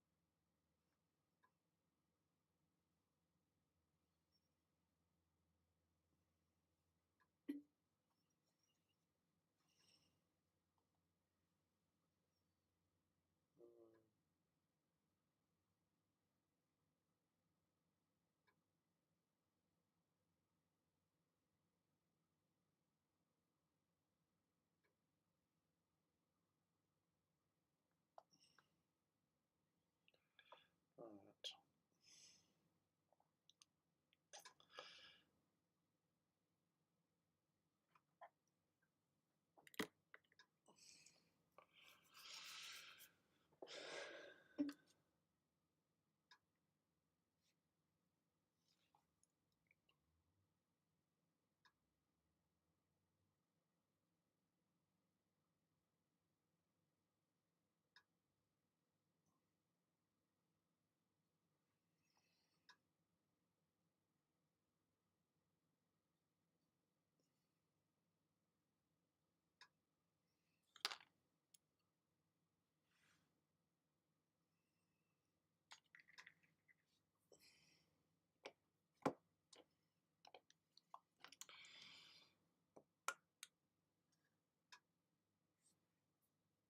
Classic loader is the best.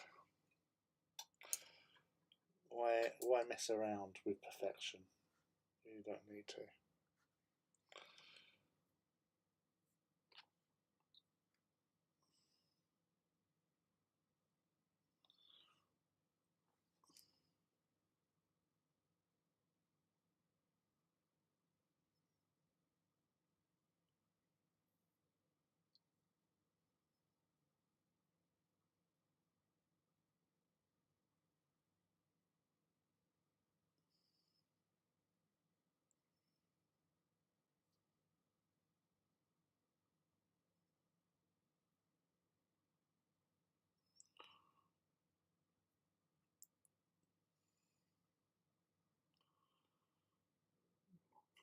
The Vulcan barrels are already, unless you want to go deeper. That's the one thing you get with Forge World is you don't need to drill out the barrels.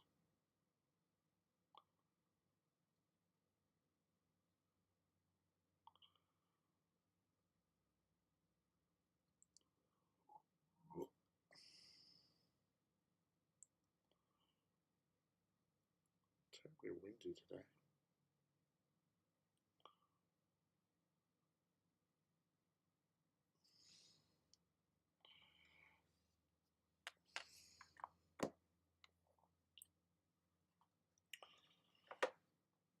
And going deeper underground.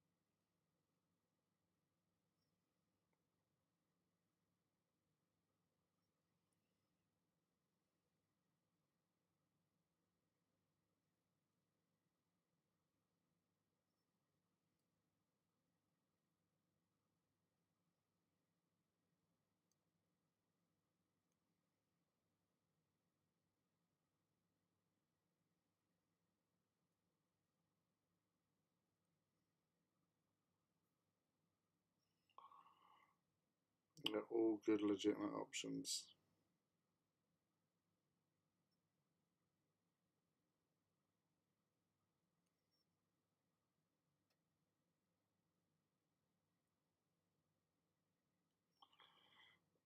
Hell, even the Inferno gun's decent.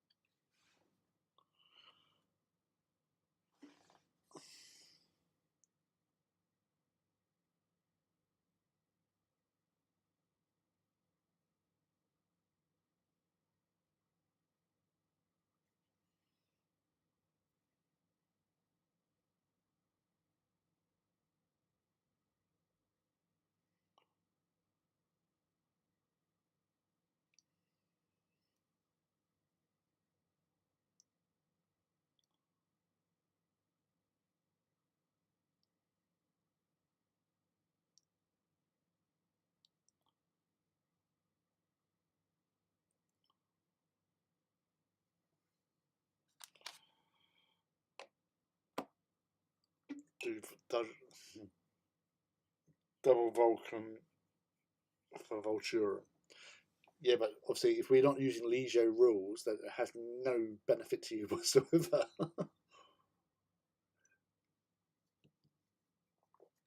Ah, yes, okay, yes, I'll let you have that. Muzzle brakes, indeed.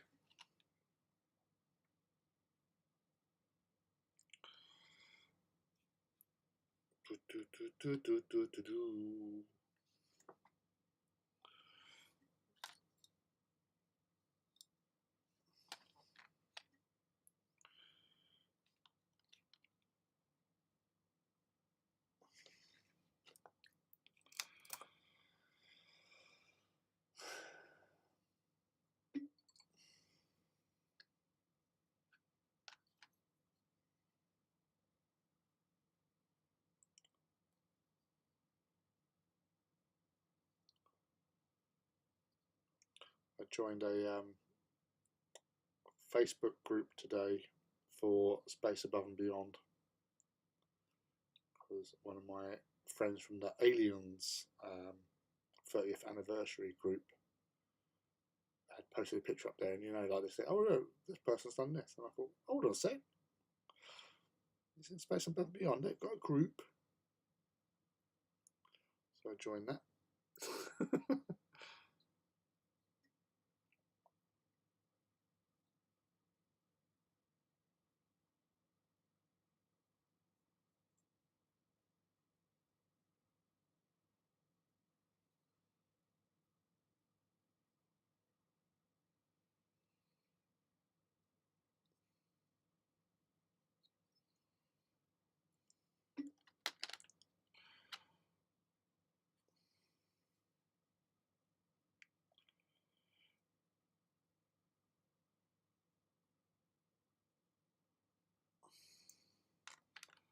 That was a great show.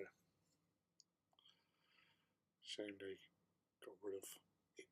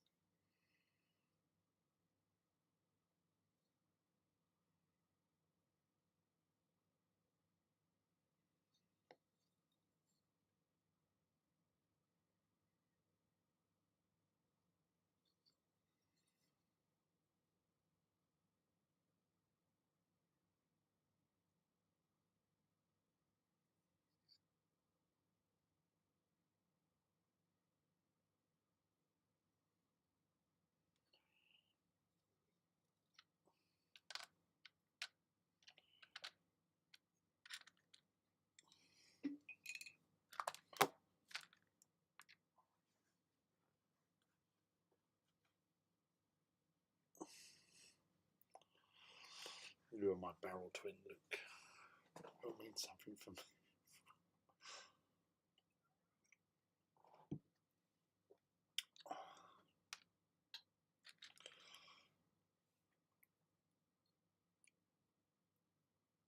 I have to say, this one has been my favourite one so far.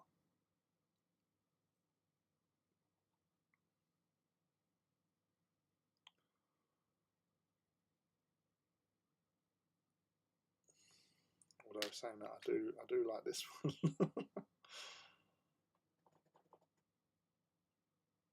It is rather splendid. Ooh. I thought it was an open paint pot for a second.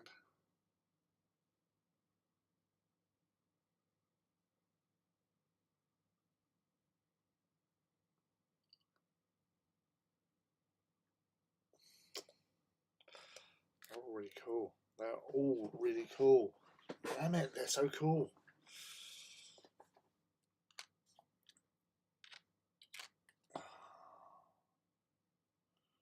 Now, what colours to do this dude in?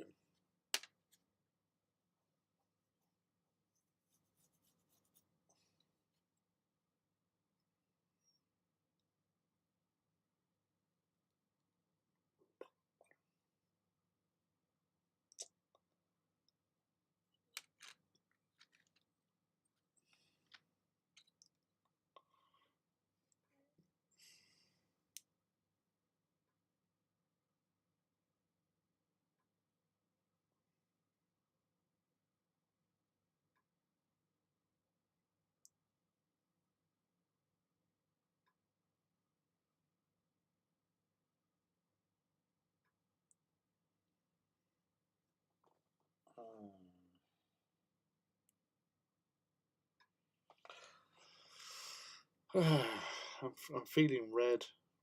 I'm feeling red. Why am I feeling red?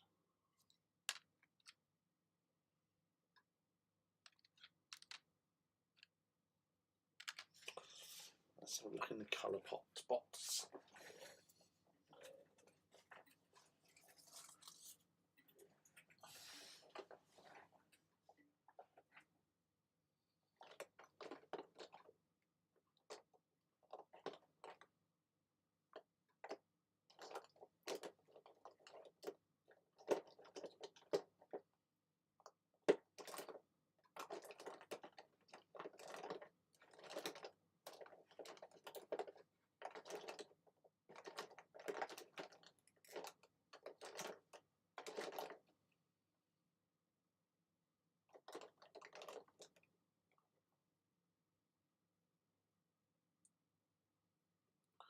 Alright, Edwin.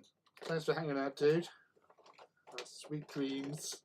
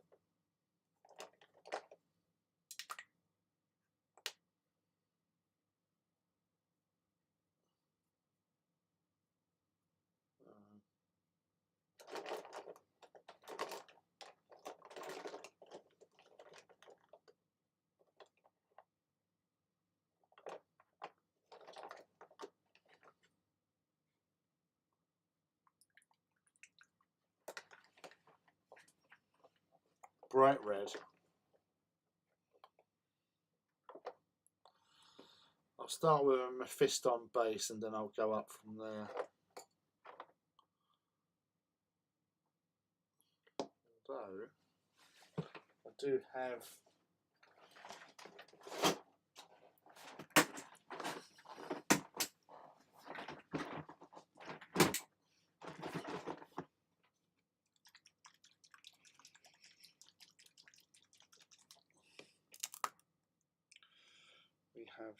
bright red contrast.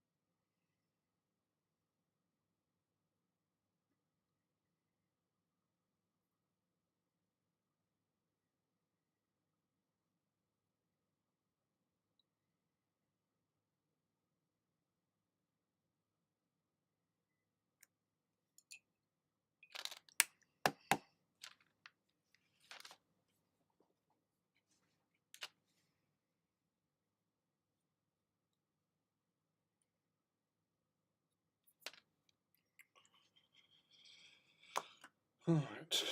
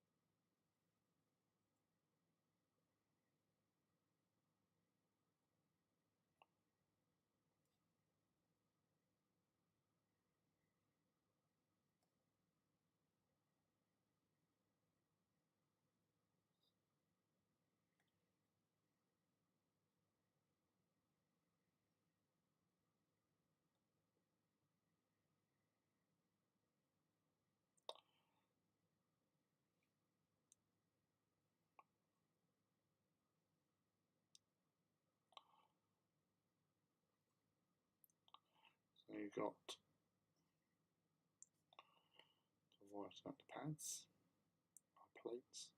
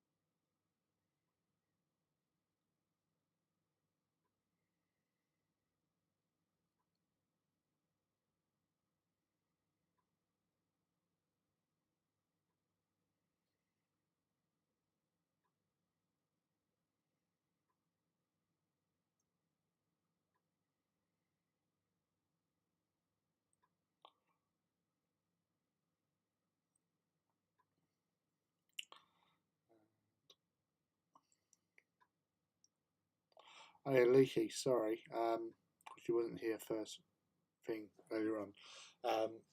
Before coming on tonight, I actually watched the Warhammer TV battle report they did um, for Angron and his blood dudes against Grey Knights.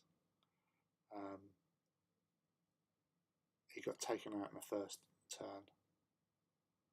Grey Knights just absolutely just pounded into him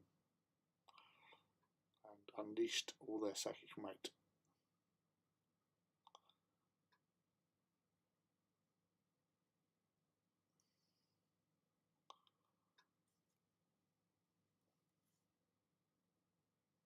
Which is on Warhammer TV. For those that subscribe, it's up there.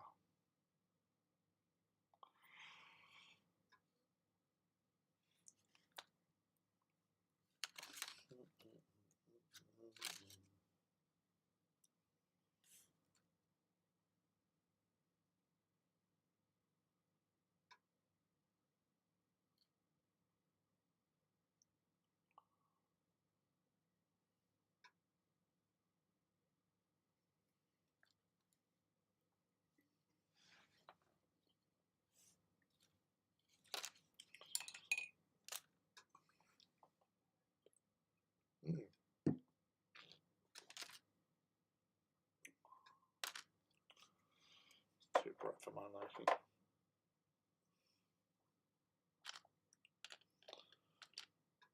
So just let that dry a little. Whilst that's drying, I'm going to do the rims on the bases because I can.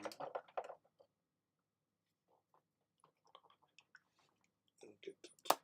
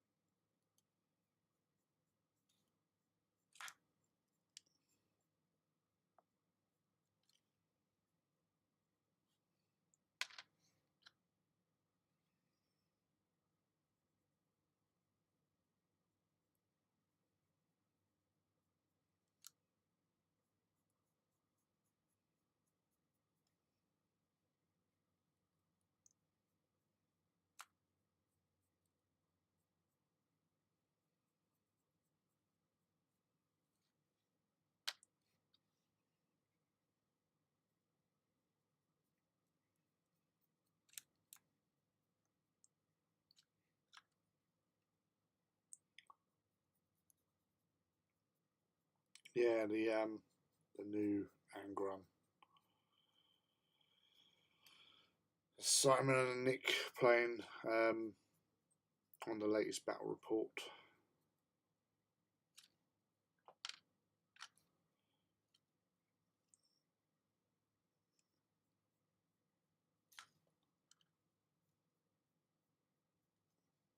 So yeah, they threw well, Nick threw everything and the kitchen sink.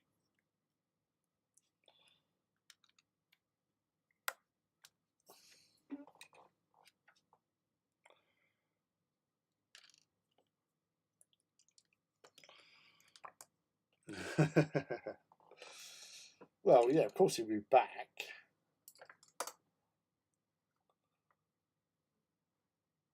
We just expected more out of him, really.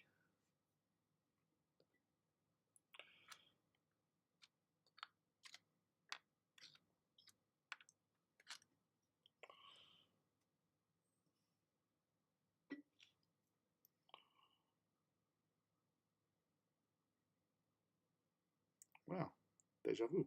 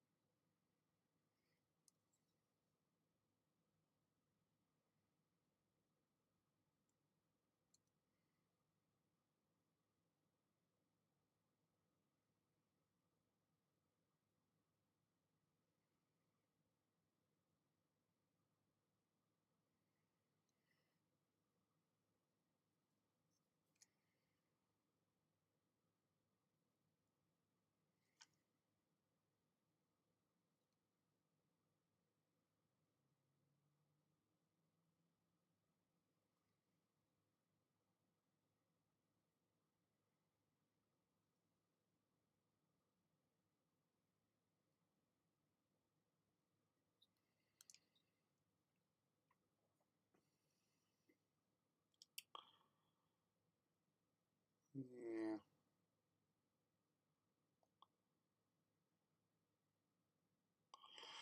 So is this new model going to be crossing over to 30k though, or will Ford World do their own version?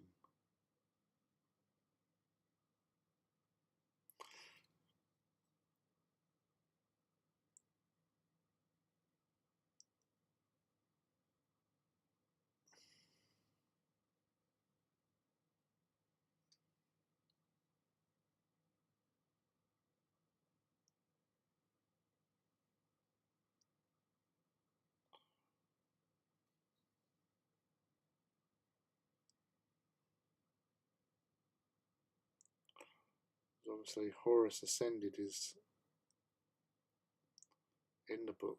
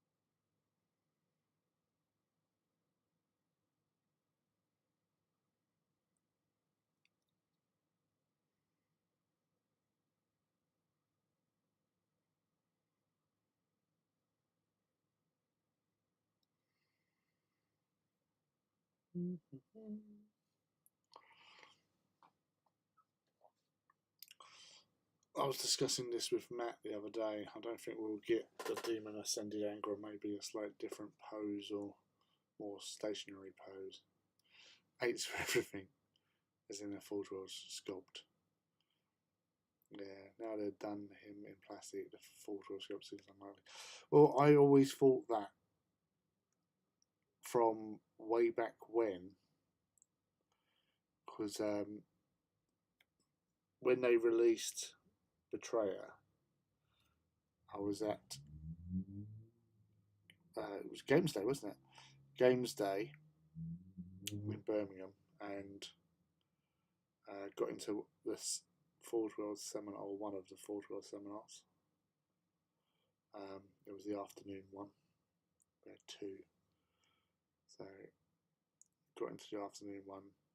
So in that, Tony Cottrell did say that they planned obviously to do all the Primarchs, which we knew because Angron was released that day, but he did also say about doing the Daemon Primarch versions, and that there would be a Emperor model.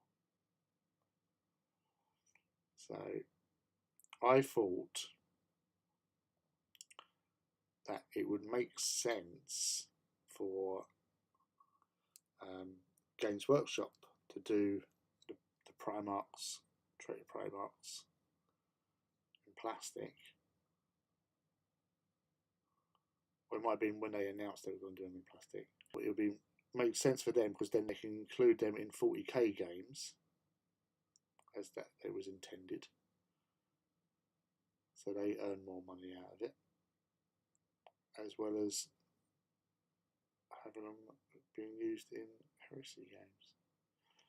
So Forge World didn't necessarily have to make them, but then that got thrown when they brought out plastic Guilliman.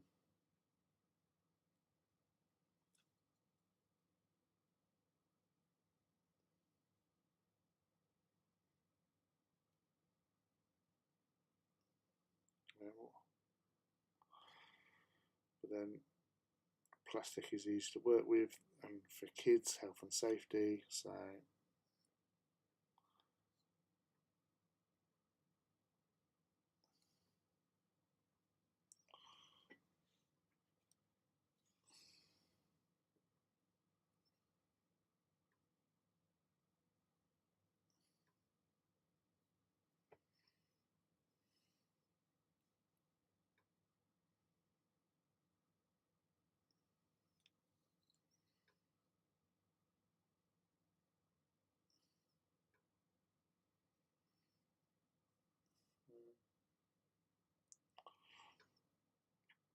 we can hope for resin. I'd like him with the two big-handed axe.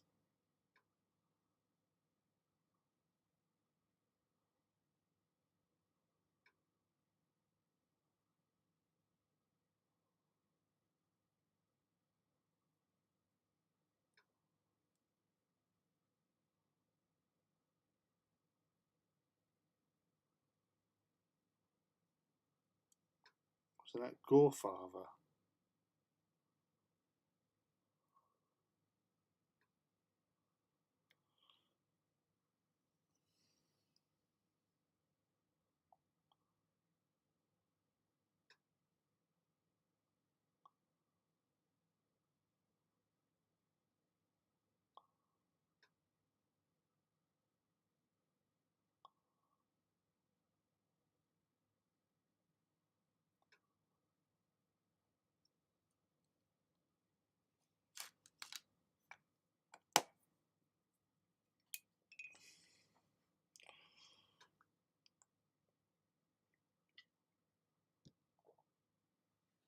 I think they've come a long way from Goodman to Angron sort of thing. Also, do you think at the end of the new series, Primarchs will... Well, as I said, they were going to release the Emperor. That was always part of the plan. Part of the plan.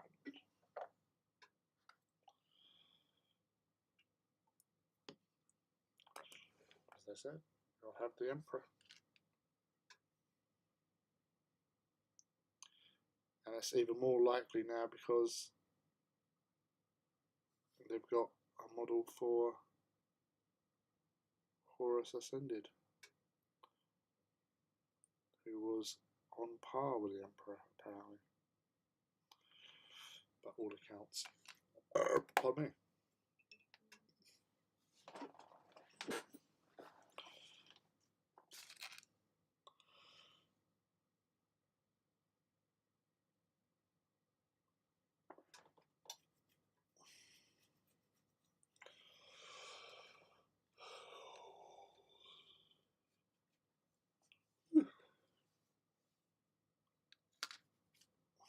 God damn it.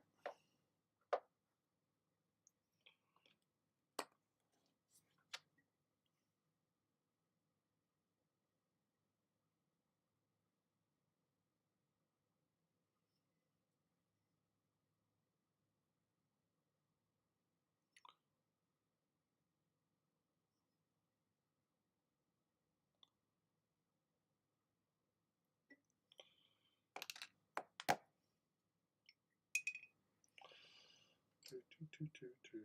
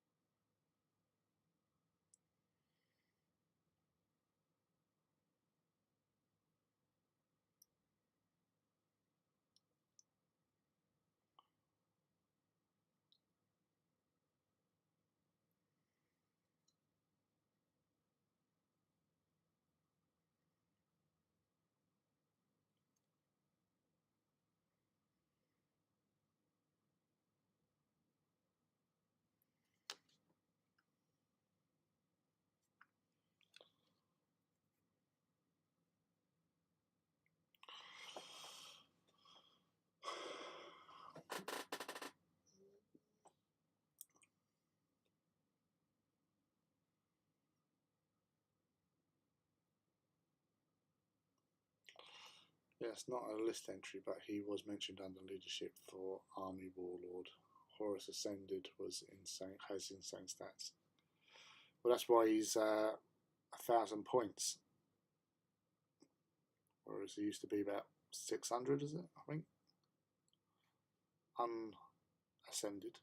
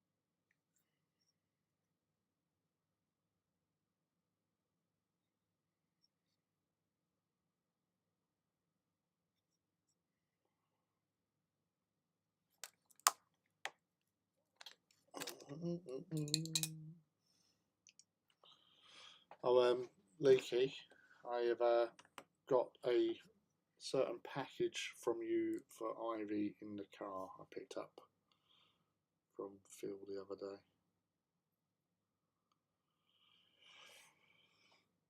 I've already informed her, so she knows. I know you know.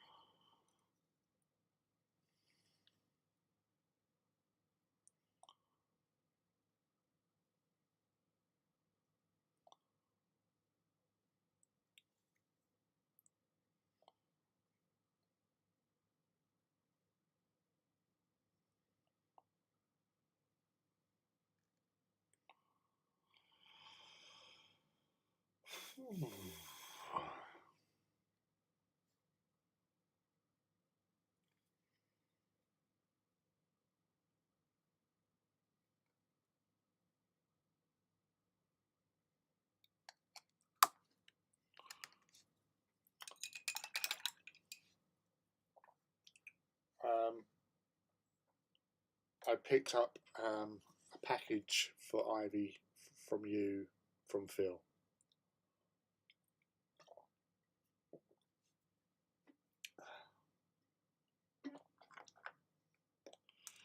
Just so you know where it was.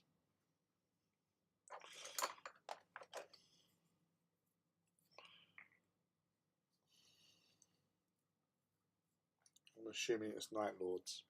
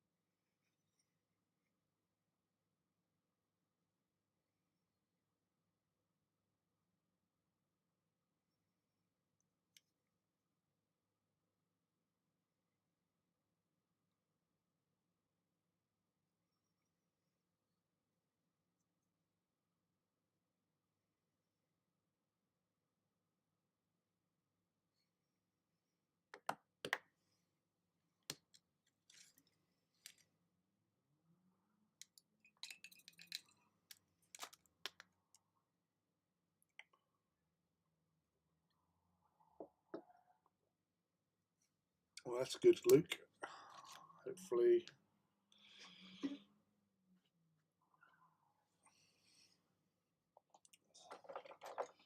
they're spinning their wheels again.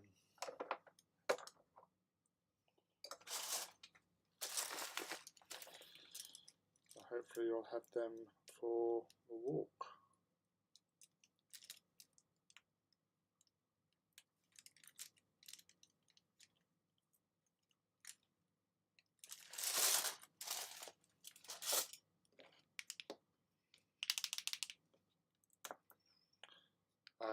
Yes, weekend.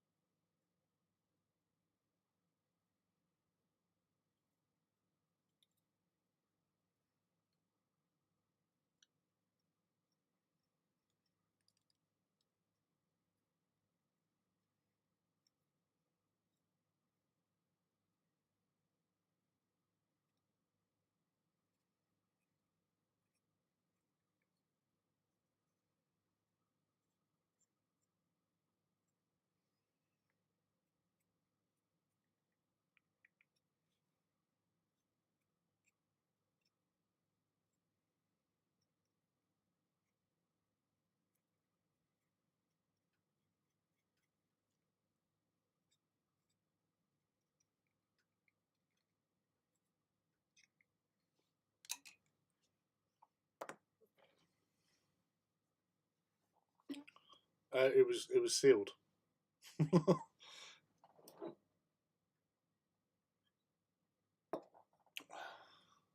So I have no idea.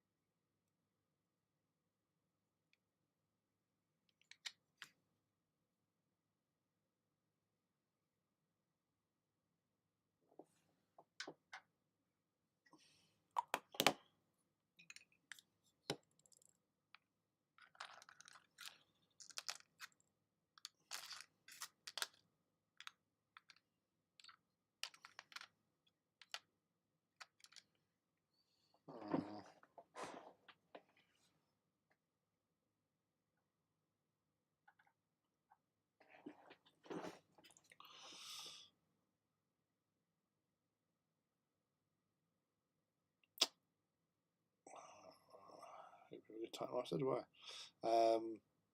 Maybe it was engines. I showed it to have a walk. I'll leave it as a surprise. Well, doubt I'll get to see it.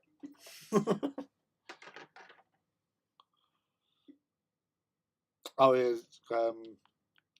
yeah, because she Phil was the middleman for a Mechanicum purchase as well. So I've got a load of Mechanicum stuff in the car as well. Whee!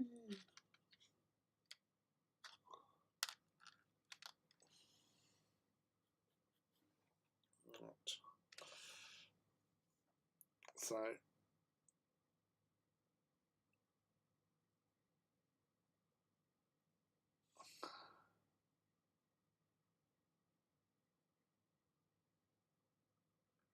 thank you, camera, for not being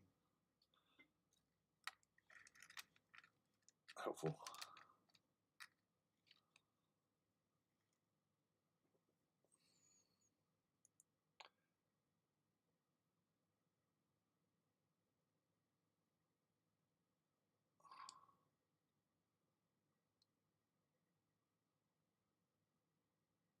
This is definitely a favourite.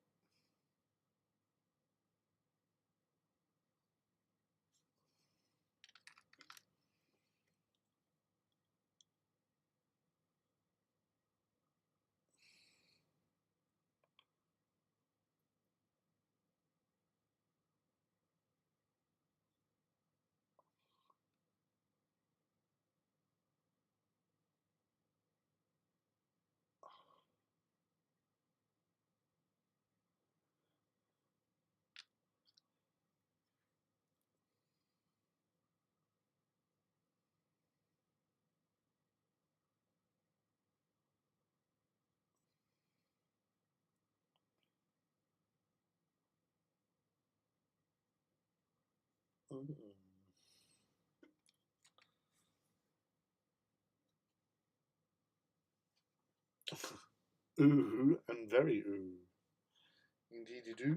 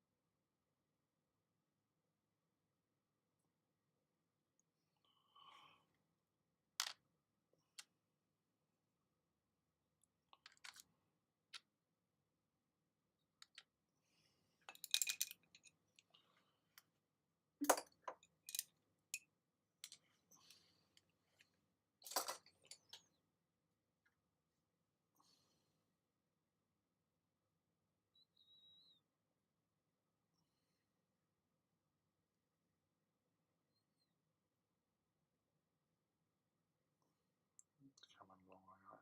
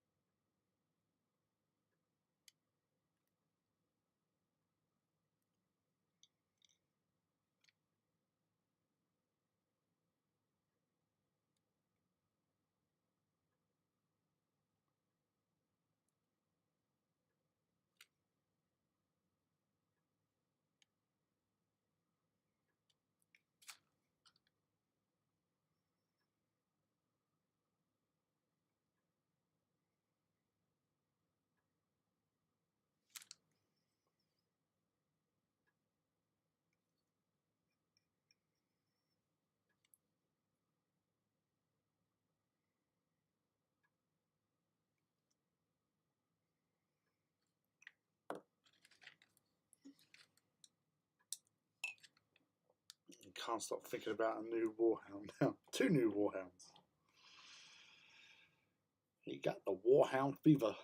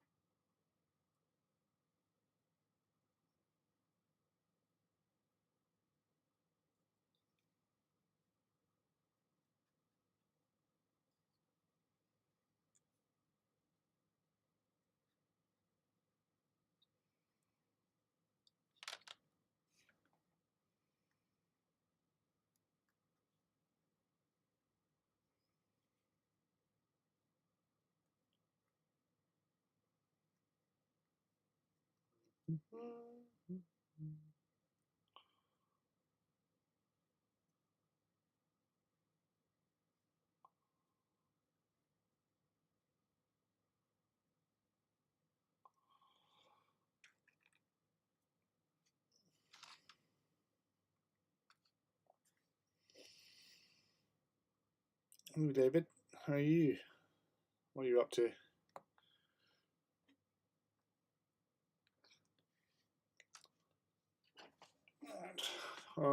Leaky.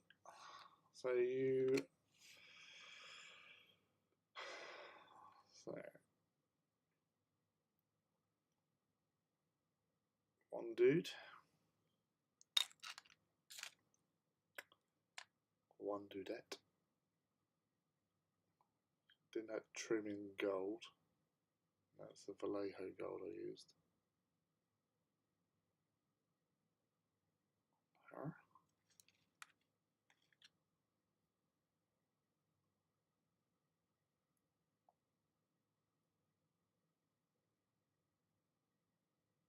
This one actually came out. It's hard to see. I've been having really bad. My eyes cannot focus for the last 2 hours.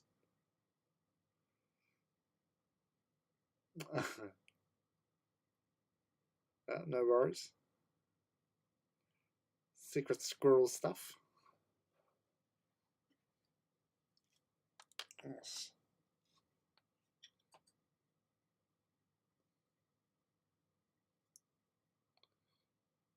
That's, ooh.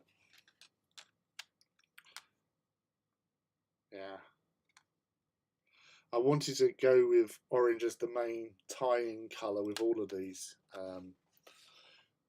because this particular pack was from Star Wars Legions, the Super Commandos, and in like the background for the Super Commandos, like from the Clone Wars and all that, they were taken over by Darth Maul, and so some of them had like the Darth Maul sort of crest, like bone crest sort of things on their helmets. But in the box set, they actually give you head for normal heads. The Dudettes don't have. Don't remember. Don't think they do.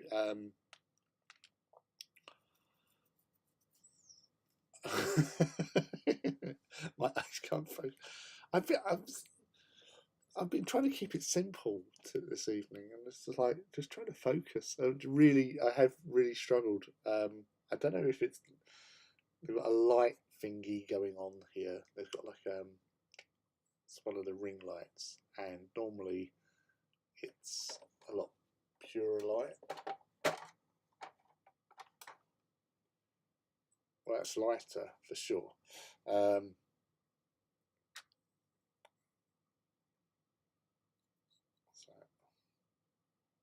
maybe we can focus. There you go. So this was the one I've just been working on. Got to do that weapon, and I've got to put this back on because this is not my thing to play around with. So let's put it back on there.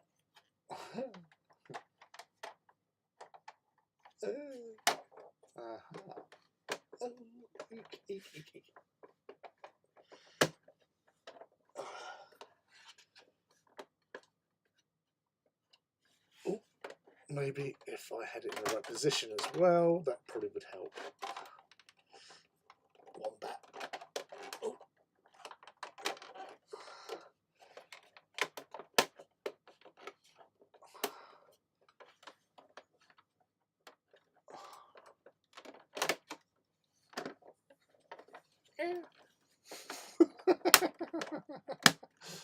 Oh, faff. Get off. So yes, there's one more dude to do, but I might just because I really can't think of the colour, and I'm sure I'm missing some colours as well. You know, like the boy, he likes to sort of borrow paints, and I tend not to find them again. Not until it's the moment you really need them. You go, all right, I'll just grab that. I know I've got. Oh, it's not there no more. But yeah, it's annoying to say the least. These are really cool. I don't know this range game. Know the universe, obviously, but not the game names. Do they come this dynamic? For the most part, yes. They do have Star Wars Legions. Thank you, Luke. In this kit, I was actually quite surprised. They do give you some options to mix it up a little bit. So, for example, like this dude here, sort of thing. I think that arm was meant to be on like one of these jumpy dudes. This one I did work on a bit because this arm was not the arm to go with. It had one arm to go with. This arm had a pistol in it, so his like arm was out, I believe. So if I can find 2 seconds. Images.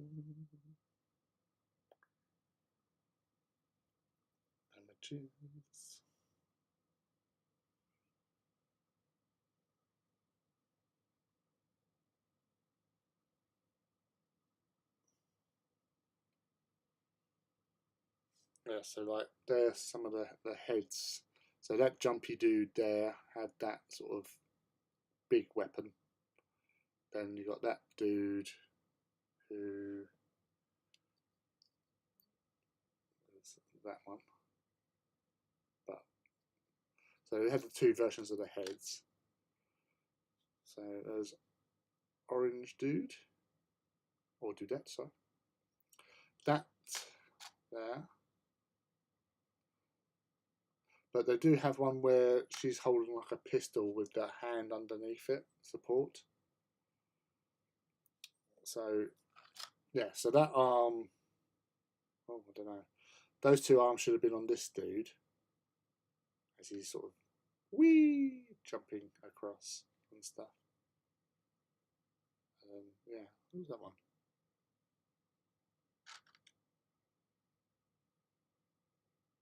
Yes, that's a sort of variation. So yeah, there's lots of variations. Well, a couple of variations, and I say it was that one doesn't do that, but it had a pistol in there, so I had to cut the pistol out so it could look like he's actually got both pistols out and he's shooty. Blah blah blah blah blah. But because I don't play the game, I wanted to have these guys looking like a proper sort of like, you know, Mando Death Watch clan or something like that. Because if I can find, where did I post that? No, it wasn't in there.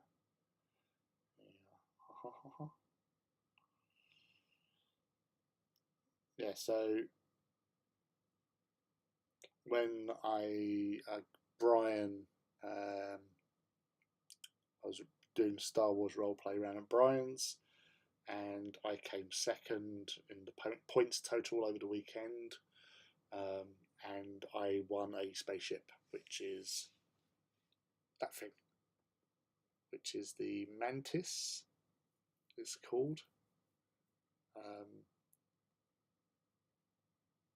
So I got these so they could stand out and around. So this is going to be their ship. So that's the plan. So yeah. So Brian did all that.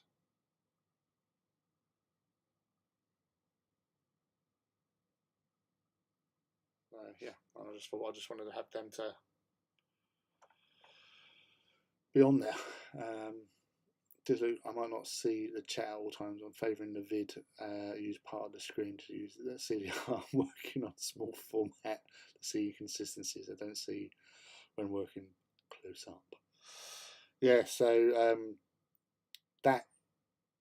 Yeah, Brian. Yeah, Brian.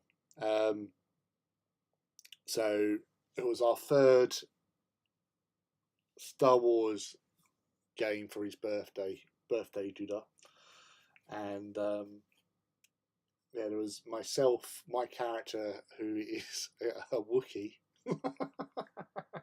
called Grabbo.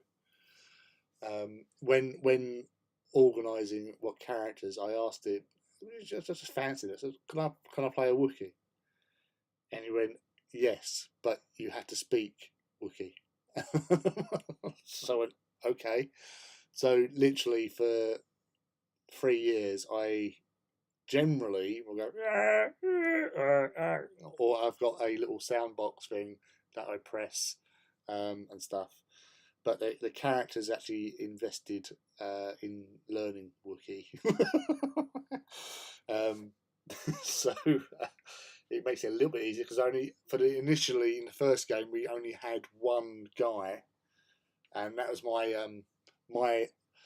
Han Solo character, my character, but my friend Paul plays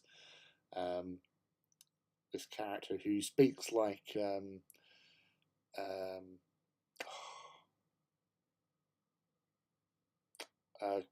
Krog from Thor Ragnarok, the rock monster. Hi there, hey, how are you? Sort of thing. Speaks like that. He's a sort of a budget Han Solo, and I'm a budget Chewbacca, and we are a team, and we are up to no good half the time. But in this particular game, it was he almost killed the party on a couple of occasions. Now he makes props, big Brian, yeah. So there was a situation, for example, we're doing a train heist on a grav train to help out a character's dad, who he's just been reunited with after being abandoned for many years, and we're trying to get this train, and we're chasing it up on the back of like a hover car thing. Managed to get onto it, climbing across the roof, where suddenly, because the pilot had failed or took the wrong decision when approaching this thing, the security systems had been activated and 3 Imperial droids appeared and started coming along and shooting the shit out of us. So me and the Mando, who are the combat monsters, were engaging. I was getting shut up, same big time.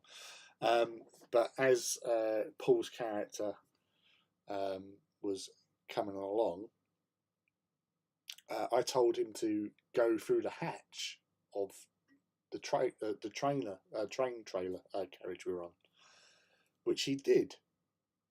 Unfortunately, in the back, he's landed, and there's 4 stormtroopers in there. And it's like, ordinarily you go, but Paul just whipped out a toy, he 3D printed, painted it all up, thermal detonator, and just started like, if you don't get out of the way, I'm going to set this off, he's on a 10-minute switch, sort of thing, because he speaks like South African Kurg. And the stormtroopers just thought, fuck it.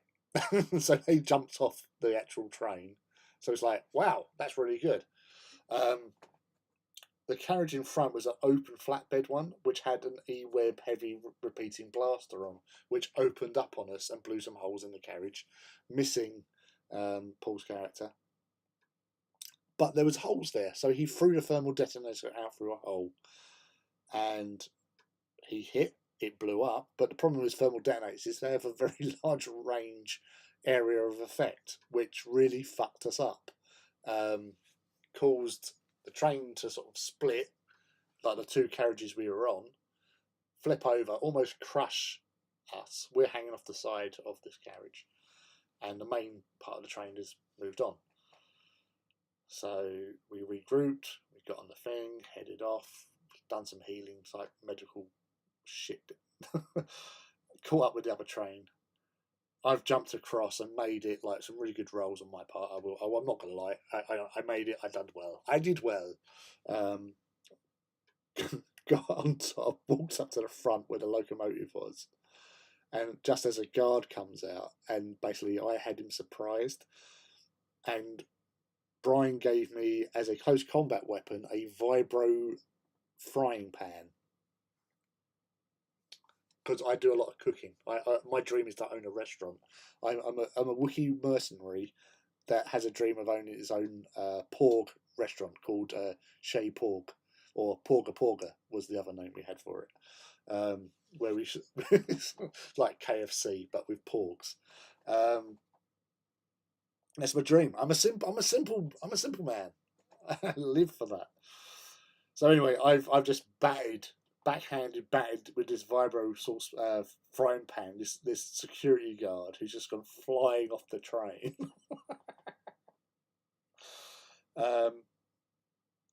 We've sort of gained control of the train, and then we've been double crossed. The gangsters turn up. We start fighting them, and I pull off the most. I'm in a really bad way. I'm near death. Well, I'll say near death. I'm like a few hit points shy of death, but one good hit and I'm in trouble. And so I thought the only thing I can do, like, there was a couple of swoops with some bad guys on them, and there was a big sort of hover truck type thing. So I did the only thing any Wookiee worthy sort would do, which was charge the hover thing and literally leap from the train onto this thing, which was like nobody was expecting, least alone the guy driving the thing, as this 7 foot tall Wookiee comes flying towards him. I make the landing, grab hold of it, sort of thing, which is all good. That's caused him to sort of swerve and take out a couple of the swoops, which was going well. It was like all because of my amazing rolls. It was like tremendous. I'd done it. I thought, yes, got a triumph, excellent, and caused all this mayhem. And I was literally, my plan was to. I don't think I would have been able to punch through the armor glass of the actual vehicle, but I was going to just go in there. And a Wookiee in an enclosed space while rampaging and raging is not a good place to be. However, Paul, wanting to help out, opened a side door of the carriage he was in, and it fell down. It hit the floor. It tore itself off, and basically it landed on the vehicle I was on, killing the driver, but also flipping it up, and I wasn't able to get off. So this thing has landed on top of me.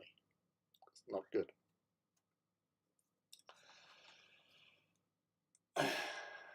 So this is also after an incident where he also, because of his quick wits, he's pulled out this other thing that he'd made, which was the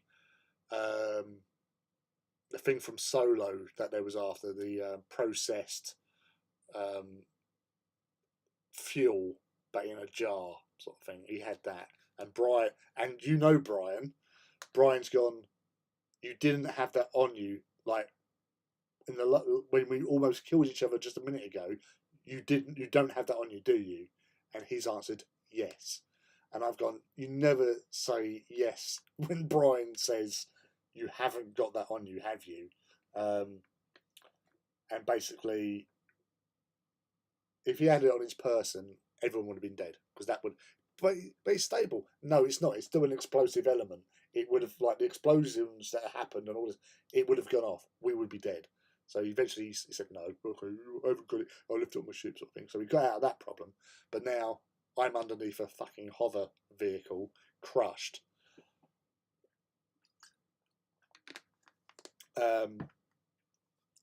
Basically dead.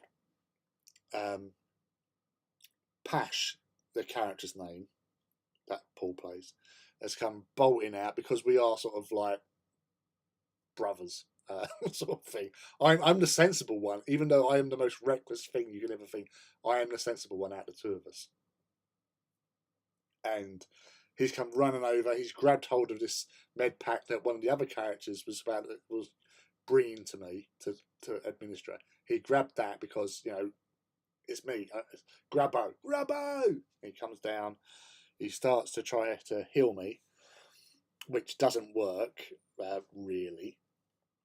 So basically, Brian's given him a choice. It's like, you can make this roll on this fate dice, basically. Now it's like a D12 type dice, and you have either white dots or black dots. Black dots are dark side, white dots, so basically that's a circle, is light side. And he goes, you have to, right, if you're going to make this roll, this is a situation, you make this roll, Grubbo will live, but you will die. And you know this sort of thing, because he has like, he's a burgeoning Jedi type thing. Even though he's as crooked as they come, he's on the path of the Jedi in a roundabout way. He's force sensitive sort of thing, and so am I. And he thought about it. But he said, "No, I've got to do it. I've got to do it for Grabbo." So he makes the roll, and he gets 1 full. So basically, I come back to life. And go, but he sort of like died in my arms, sort of thing. Now, as a loyal Wookiee, I can't accept that, and I'm like, I go, I can't. I've got to save him. You know, he's like, you know, life, debt, whatever sort of thing. And I said, I've got to save him. I'm going to try and save him. And Brian goes, okay, but the same thing. If so, you're gonna. He's died to save you, and you're doing the same thing to save him, sort of thing. I said, yes, it's what Grabber, without hesitation, it's what Grabber would do. I would do that, sort of thing. So he goes, oh, okay, so I made the roll then. Made the roll, but I got 2 white dots, light side dots. And like everyone's like, oh, wow, this is fucking crazy, and all that sort of stuff. And so like Brian's gone, you do it, but you do not die. We both survive because you got the 2 dots. So there's 1 for each of you. You survive. And you bring it back to like you scream, calling upon your ancestors and all that sort of thing. Because I'm also force sensitive. And it's basically now created a bond between us as a like Jedi bond. This is where Brian wanted to take this anyway. I think you know what Brian's like. But yeah, it was just like the amount of roles that were happening in that brief moment. It was just like crazy, and yeah, it was just amazing. And because of like the role playing and the lucky dice rolls, the moments that happened, that like, oh wow, that was really cool. Pash or Paul came first by 1 point, which so he got awarded this 3D printed Millennium Falcon that Brian done, which had like working like lights and stuff. And Brian gave me that ship for coming second, because he did state at the start there would be 2 prizes, sort of thing. And so obviously I had an idea.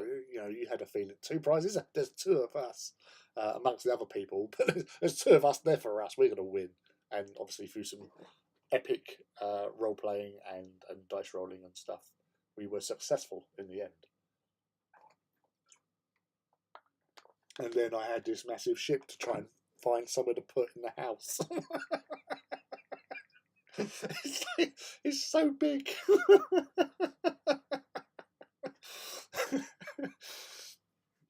So eventually I got that all set up and everything. But it was just like a bonkers game.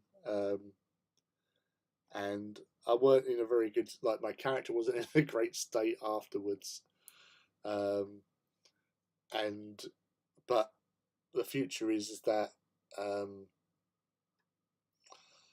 we are like to learn ways of the Force, because I was already learning this thing, this Wookiee thing, this Wayfinders, who are like Pathfinders, but through hyperspace sort of thing, and we know like back doubles and stuff like that.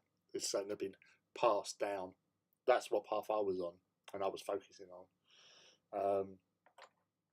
Weren't too bothered about Jedi stuff, but now because of the way the story's panned out, you know, Pash found his family, found his father, and, and it's got a lead to find his mother, because his mother and father were together. They hid him away to keep him safe because of situations, and got waylaid, and then by the time they come back, he'd gone.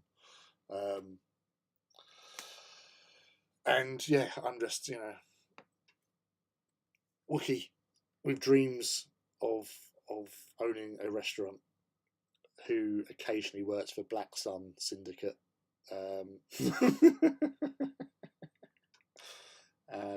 Yeah, and yes, that's the whole shebang, and we're on our way to becoming Jedi's, because this is post. I think this is around about the times of the Mandalorian, or just before, actually. Cause no, it must be no. The Empire is still about, because Coruscant is still under Imperial controls. We were on Coruscant earlier in the game. So yes, so that's why I've got these little dudes and dudettes to do that. So quite happy with that. This one I really like. That one I really like too. I like them all. He's still strangely my favourite. It's very subtle, very sublime with his armour. The Sons of Horus Green.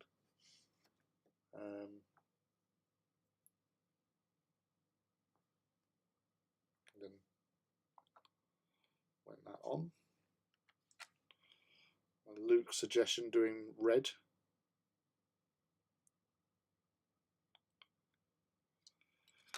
But I still need to think of what colour to do his armour, or what combo. As I say, he's got to have orange as part of it, because this is the tying colour for these badasses. Actually, yes. But that is going to wait, because I just realised it's 9 minutes to 12. It's almost midnight. It's like 1 o'clock where you are, David. Are you more of a night bird? A night owl, I'd say. There's no, like, obviously a lot of you artist types work whenever, really. Yeah, that's Mephiston, and I washed over it with a watered down Agrax, and then just sort of dry brushed a little bit of. No, I'm not doing pink, Luke. No, because it's like then it's Power Rangers. If I do pink, it's Power Rangers. So, not hot pink either. No, these aren't sluts and slutty people. Hot pink is for like wrong'uns. I'm sorry, I'm not going down that route. No hot pinks. No pinks. Purple, I will consider. If I could find a purple. But I don't seem to have a purple. Actually, Luke, while you're here, and David, while you're here as well, you might as well have a look.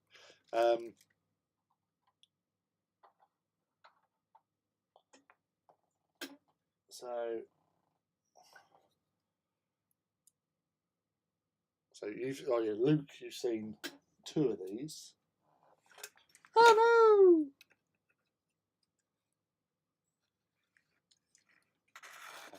Let's stand that up there. Let's get the other one. The third one of the Pantheon. Hello! And then what I'm going to do, he says, I'll take the camera.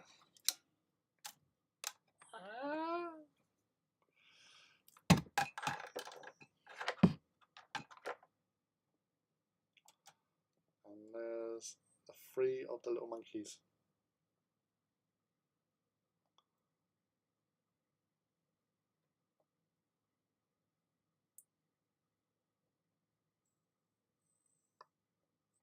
I do wish this camera would focus in. Oh, Batman in the background.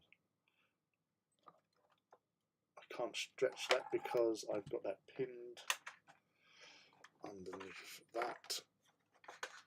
That's better.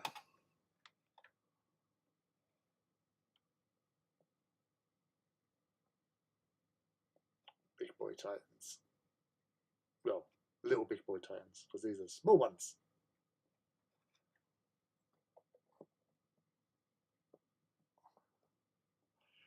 Brass.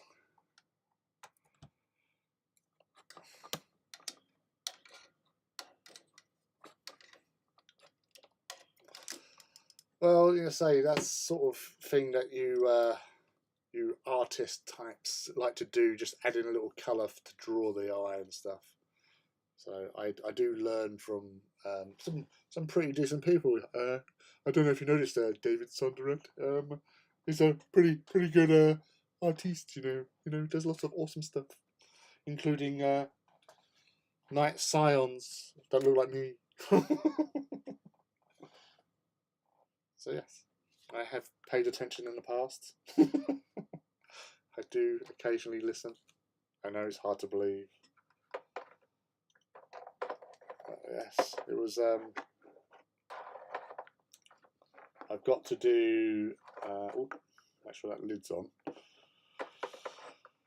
I've got a few projects I need to get done because in a couple of weekends time, we've got another Titan walk at an event called Beachhead on the south coast in Bournemouth, and it's a weekend thing, but I'm only going there for a day. Yeah, those chains. I bought those chains for my big Titans for hanging their kill banners underneath them, and I just thought I want to do something different, and that was the different thing, which was to stick chains on them, and they look pretty cool. I thought people seem to like them. Yeah, I do occasionally do some work for GW, kind of. Amongst your many other art projects that you do, and stuff.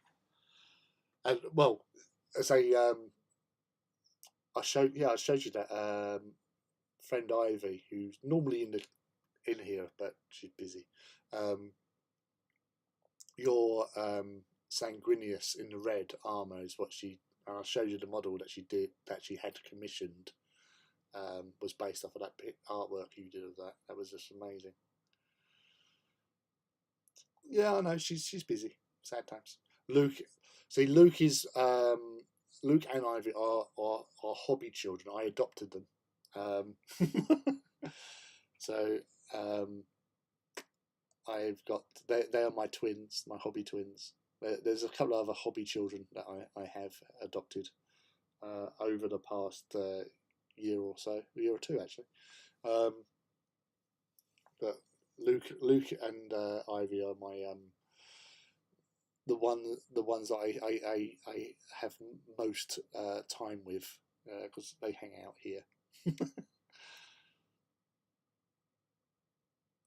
I'm a sucker for chains and anything that just makes things look that they are used. Yeah, I would say it was just something different. I tried to vary how they looked on each of them. So, like, obviously, Zeus, which has the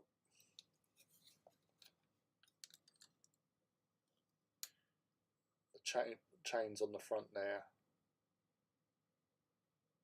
whereas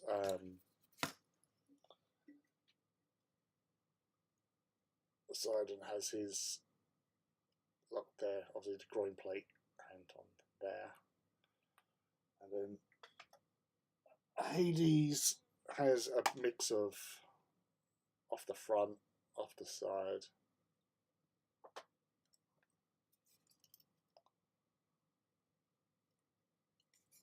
So, and then obviously Granny.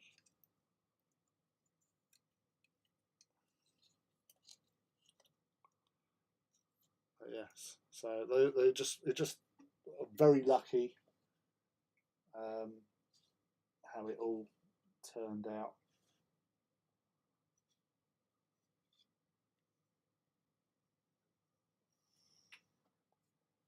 That's annoying. The base isn't straight. Just formed.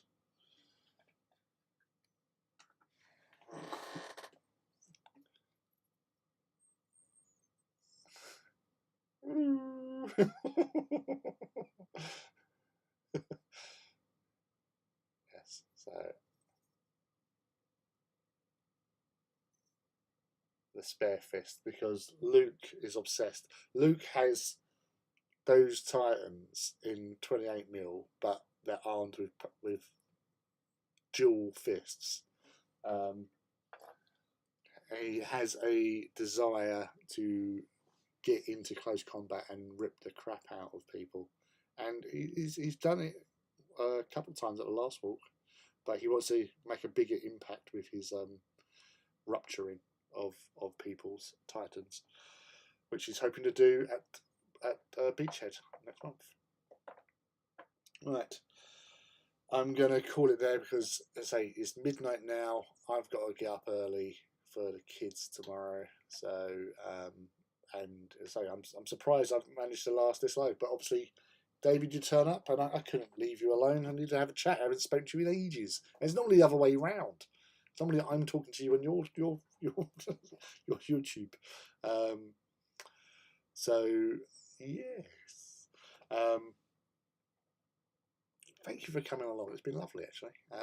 And Luke, thank you for hanging out. And thanks to Lee earlier on and Leaky Cheese for popping in. And Edvin as well, because he was here as well. So there's very, there's not been a lot of people on, but there's been a lot of conversation.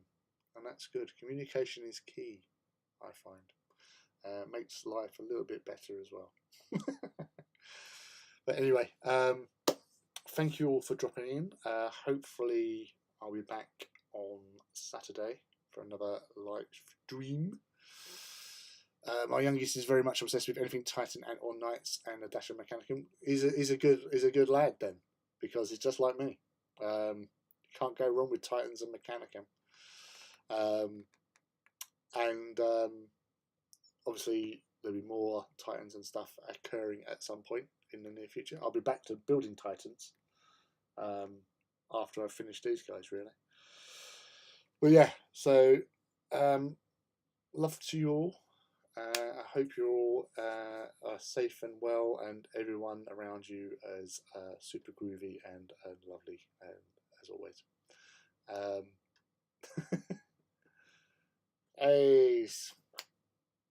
Anything for you, buddy?